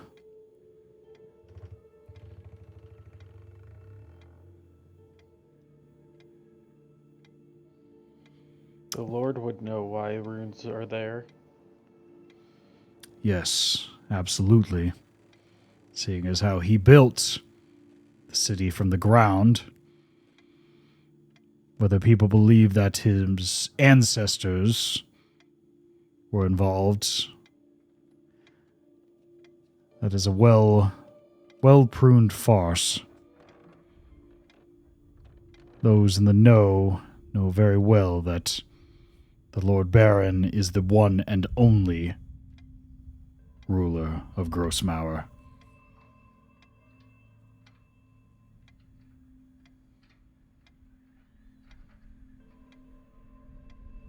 We need help reaching him.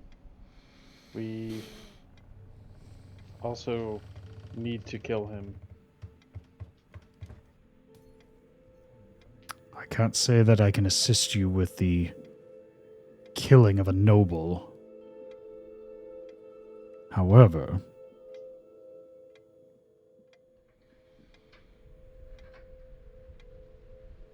if it assists with my endeavors, I wouldn't be opposed to collateral damage of sorts. You look as If it helps. Catherine steps in and interjects. I understand that you have your own methods and ideals and goals, Dr. Nightingale, but I cannot stand here and stand idly by as you threaten to kill, as all of you threaten to kill, a noble of the Alliance. Regardless of his so-called undead status. He's committed no crime that we are aware of.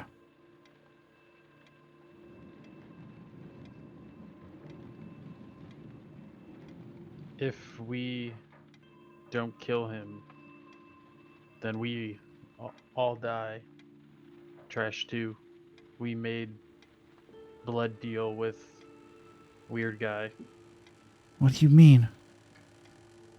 Trash, is this the truth? What sort of deal did you make?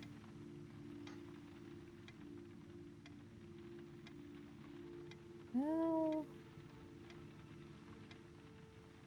we didn't have any leads. We didn't have any answers.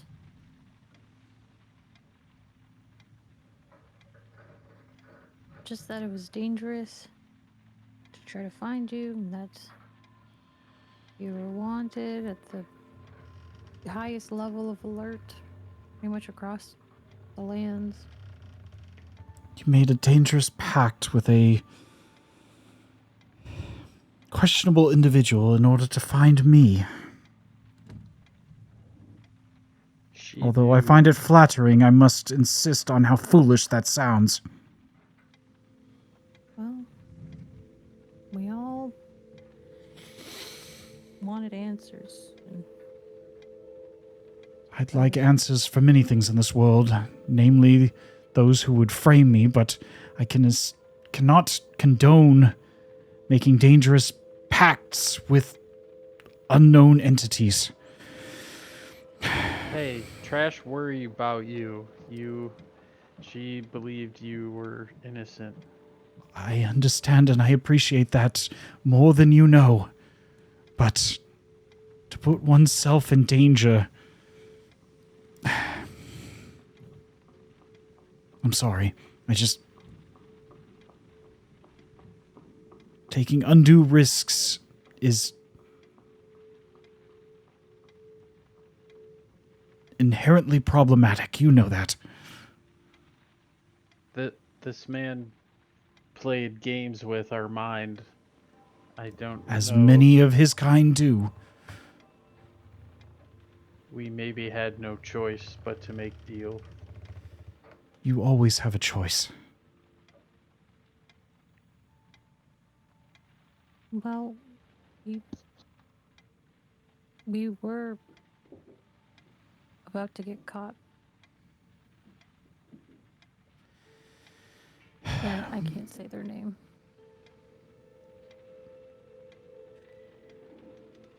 Say the name of... who do you mean? I'm sorry. Well, we were in... Because the reason we even ended up making this deal was because we were, like, in hot pursuit. Or, like, we were, like, trying to run away from...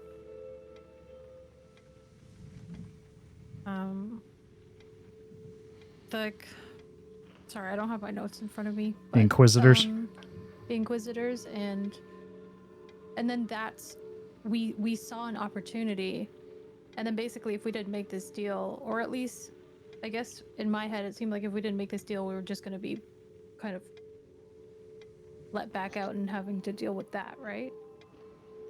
Or killed. I mean, your interpretation is your interpretation. I don't want to direct your answer by telling you one way or the other. Right. Is that what you say to Catherine? I guess at least, yeah, from my perspective, and then I don't know if Dazes or Floof feel differently, but... As you mention way the that I'll Inquisition, you watch as Nightingale's prosthetic arm and the sharpened claws of the arm dig into one of the tables.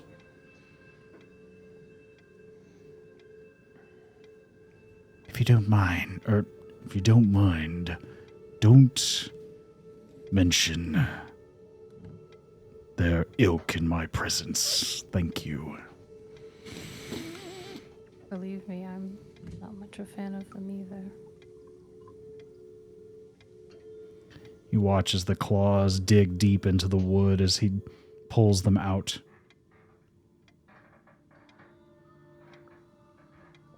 There's that noise again, by the way. Oh, the creaking? Mm-hmm.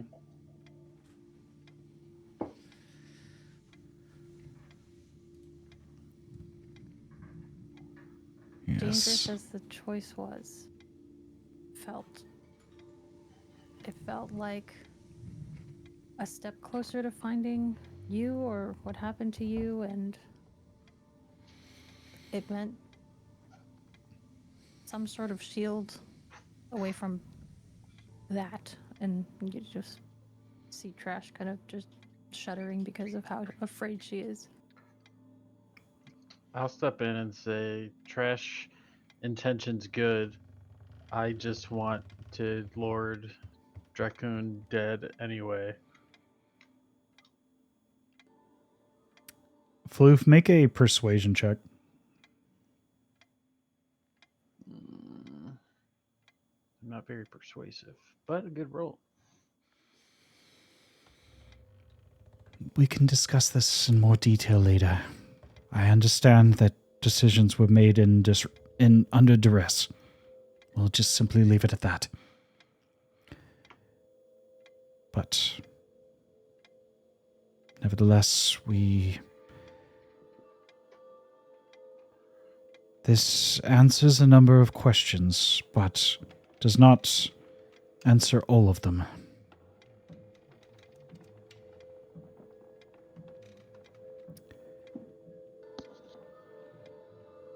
Dr. Nightingale, you seem to have a profound understanding of ancient lore and secrets regarding the Alien Prima, the city of Ilfarin, of the origins of Lunarium.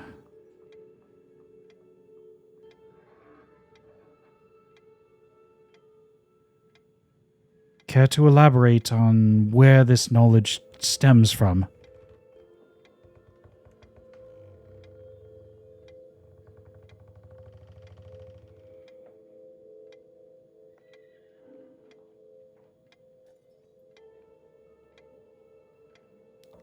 You watch as Dr. Nightingale... You can't see their face, but you can read their body language. At least initially, you can see that they're contemplating heavily their next words.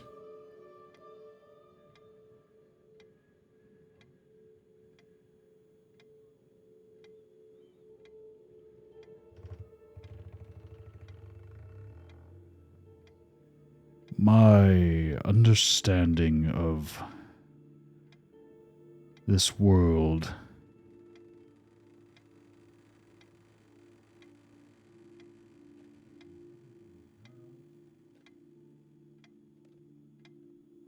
comes from a variety of sources.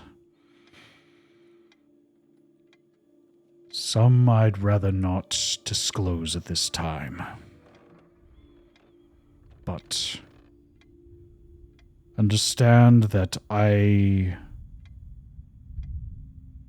wish none of you any harm, so long as you do not stand in the way of my goals.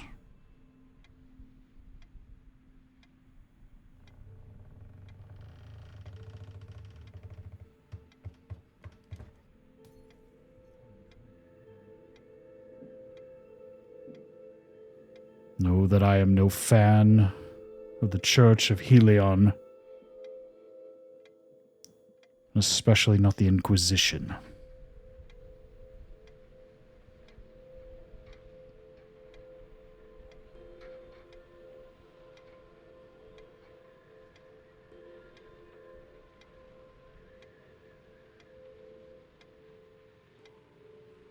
And as long as you don't wish to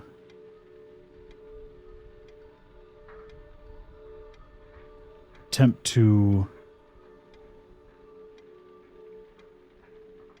destroy a potentially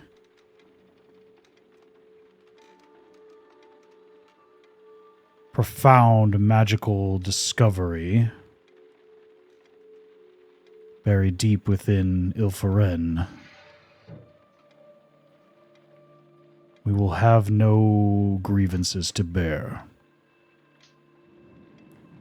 Is that understood?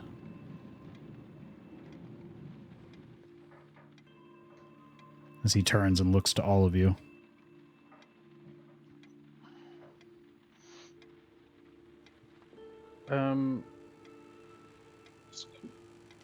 I'll let my lack of hostile body language hopefully suggest that I'm less mad at him. But I'm not willing to necessarily make any deals with anybody.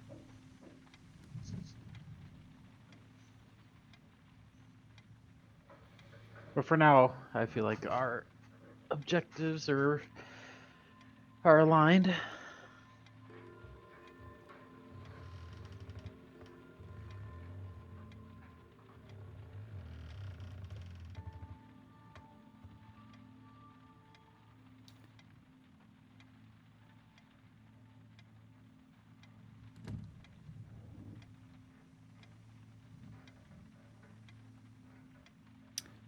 Lady Catherine,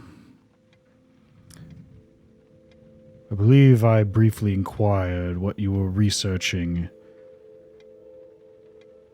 before returning to Callista and being assaulted for crimes thrust upon you.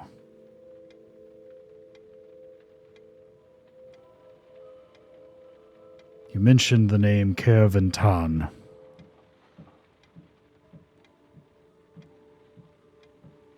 An ancient,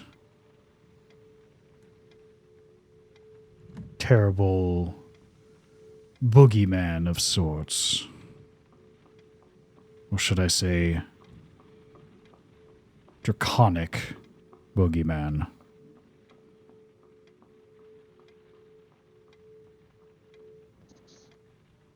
Do you believe this entity to be still a threat in this world?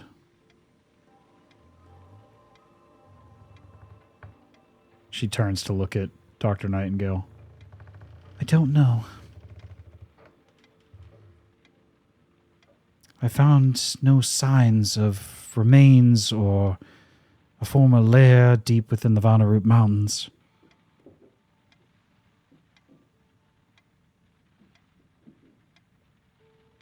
Based on what I have found, I don't believe that the creature is still in existence, but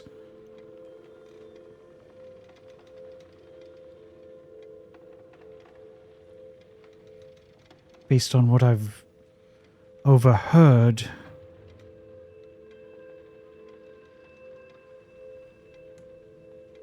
and ruling out any entities on this continent that I am aware of with the capability to do what has been done, it certainly limits any other theories I might have.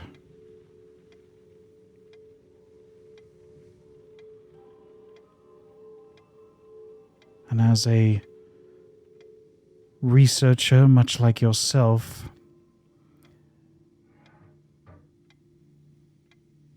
once all implausible theories have been eliminated, all that's left is the truth.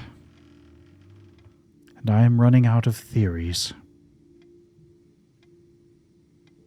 Fair enough.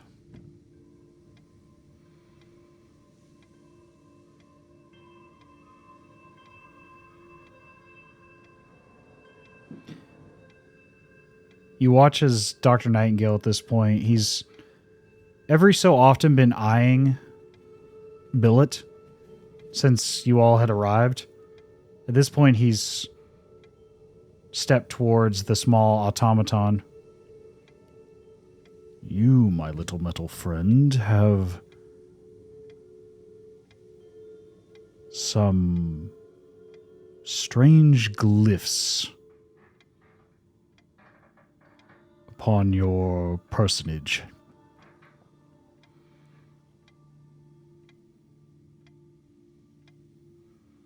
I have a number of enchantments in this location that would limit any type of divination magic from penetrating these walls. But I must ask you directly.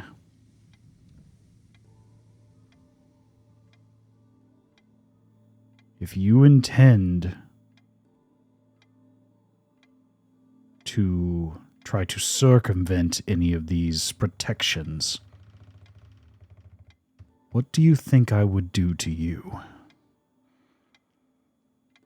You see Billet kind of step back a little bit.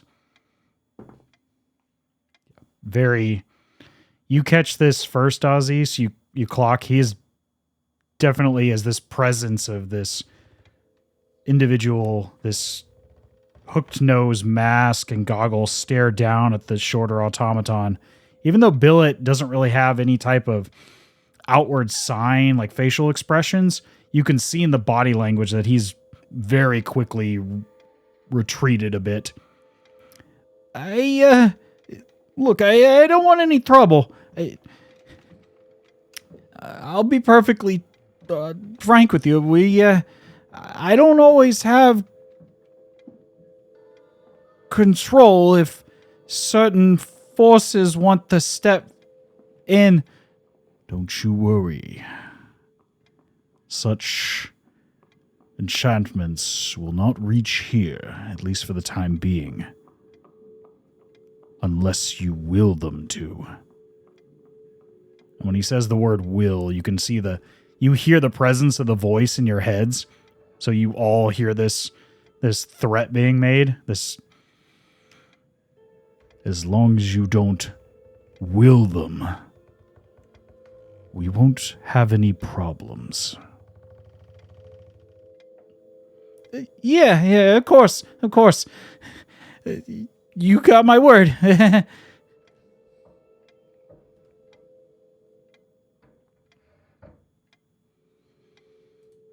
As you hear this exchange, what are you all doing?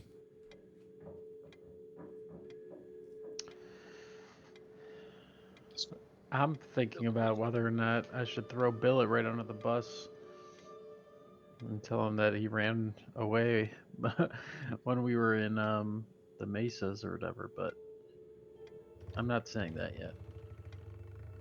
Yeah, okay. That's reasonable.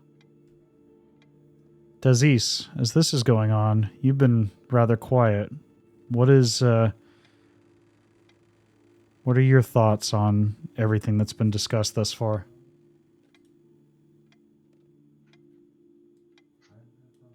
Well, I had a couple questions, but he kind of answered them all. Okay. He, I guess, somewhat confirmed my theory also that the destroyed city was in fact the same one that was floating above Callista when we noticed it.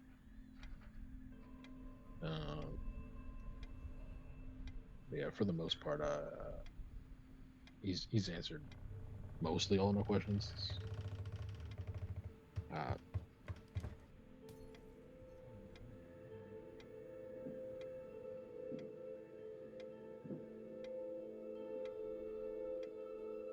And Trash, what about you? What's going through Trash's thoughts right now?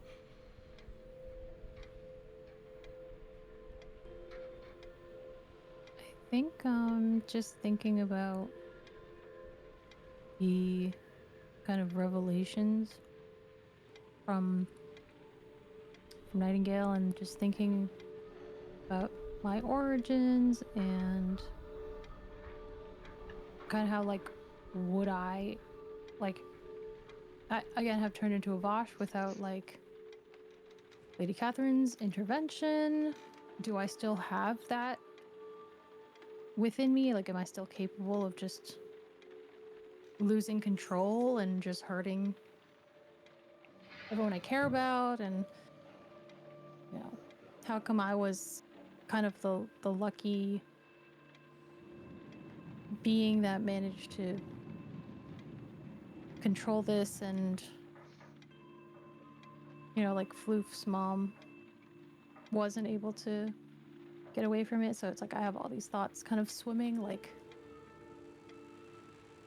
you know, why me, and how come I was spared, but you know, like others weren't.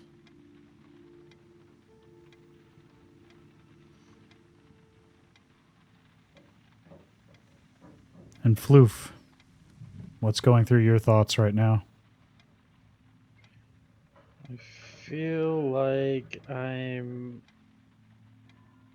getting from all directions, all these signs of me being important, and I'm acknowledging them slightly more, but sticking to my roots and who I perceive as my mother and this and that. My goal is still to avenge her. I still suspect Lord Dracon is involved with her death. I'm thinking about the pattern and the star over Grossmauer and the Mondskega or whatever. And for whether it's to avenge my mother or to get more answers to my maybe more important origin and everything, all signs point to the Lord, and my objective is to encounter him one way or another.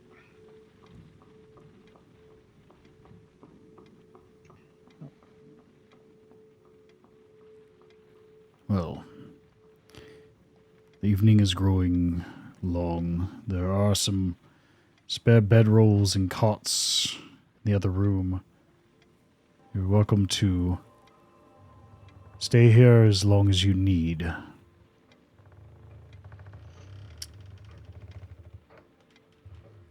I would like to rest here for a bit, and we could think of a plan. Yes, I need some time to think through these matters myself.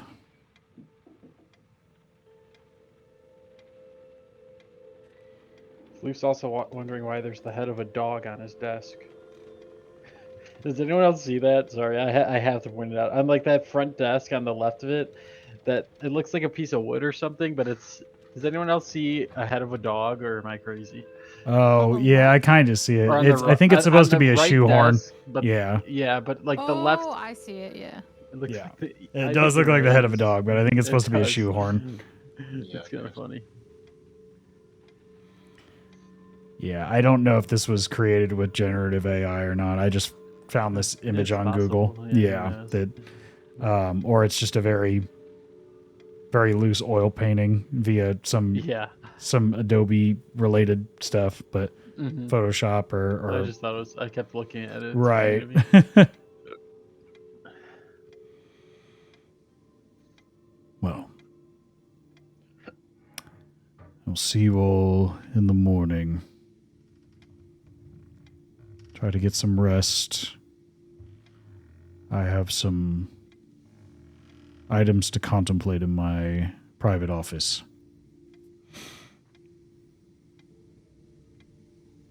If you need anything, there are some food supplies in the other room, water, a bit of stored wine if you need a nightcap. But till then, I bid you all a fine evening. And you watch as Nightingale steps out into one of the other rooms on the opposite side from where you all are at. Basically the left-hand side of this room.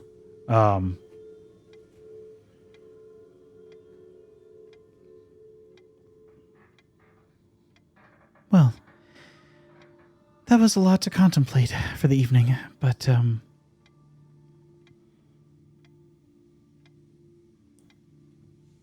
know that I am happy to see you all. Happy that you all are doing as well as can be expected, given the situation. And Trash, as much as I criticize, I understand.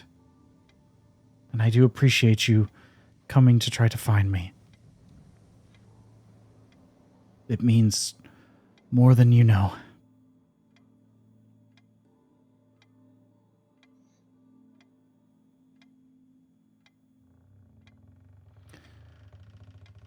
As the night grows long, is there anything else you all would like to discuss or do?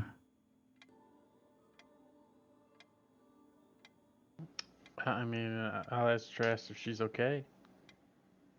I guess I just...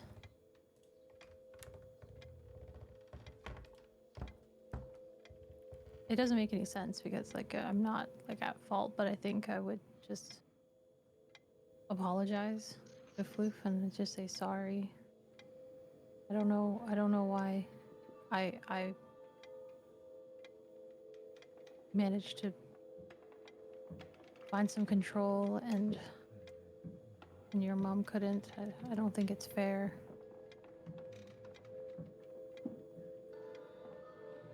It's okay.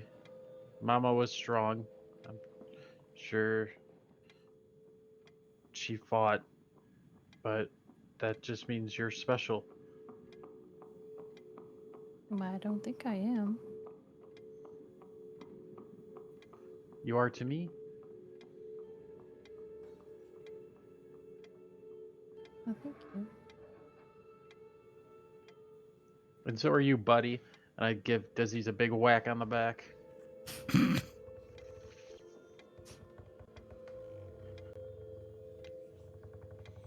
That probably hurt. There's no injuries from your past confrontation, but there's sort of this shadow pain sensation. Like the thought of the injury is still there. So as Floof like smacks you on the back, it's like smacking an open wound for a split second. And then you think, oh wait, I'm not injured. But your mind still tells you you were injured heavily.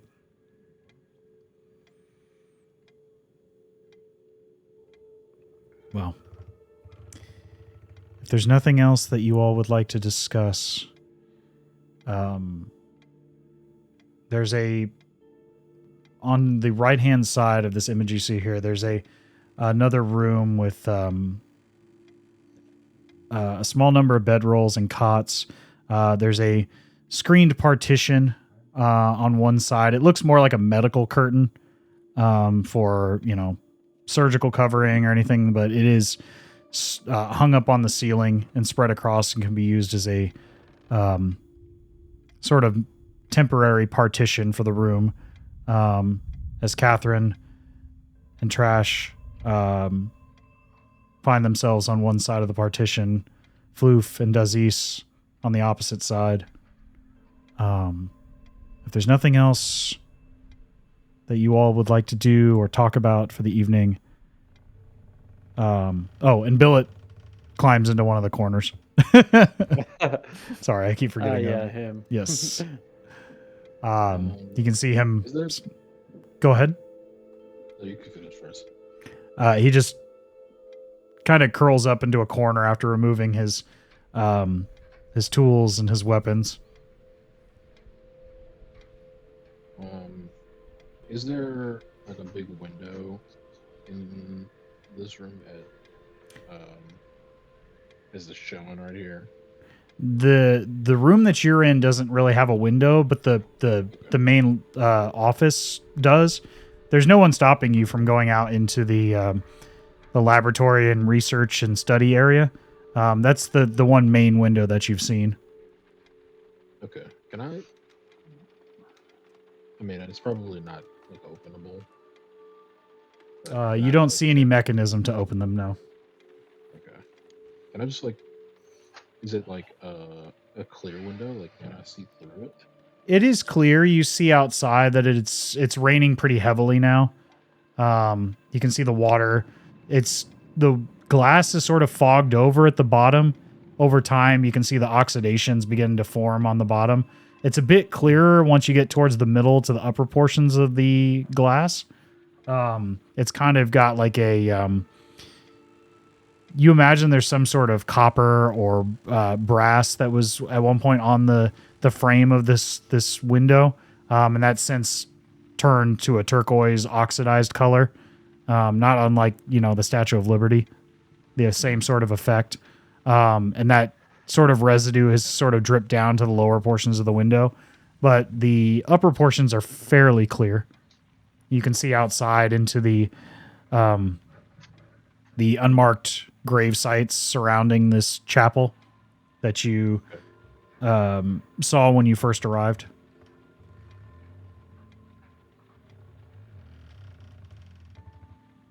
Okay. That was pretty much it. I just kind of wanted to confirm that we were where we thought we were. From what you see on the outside, this appears to be the same surrounding area that you saw earlier when inspecting the surrounding of the building. Okay, yeah. Can't really trust 3 rooms of, space and time necessarily. You've noticed that this chapel in general, at least the interior of it, does not seem to match what is seen from the outside. Like the scale and interior volume of this space is, from what you've seen thus far, is ever changing and reality bending. Yep.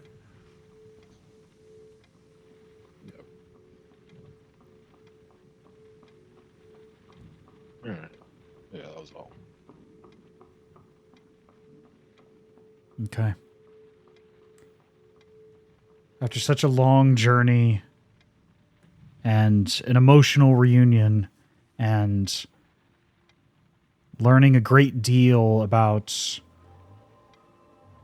the origins of yourselves as well as the origins of several ancient powers across the continent, your minds wander and eventually the fatigue overcomes you as you slip into a deep, much-needed rest. As the heavy rain falls on the rooftops of the chapel of Gami's mantle. It's been a short session, but I think that's a good stopping point, and we'll pick this up next time.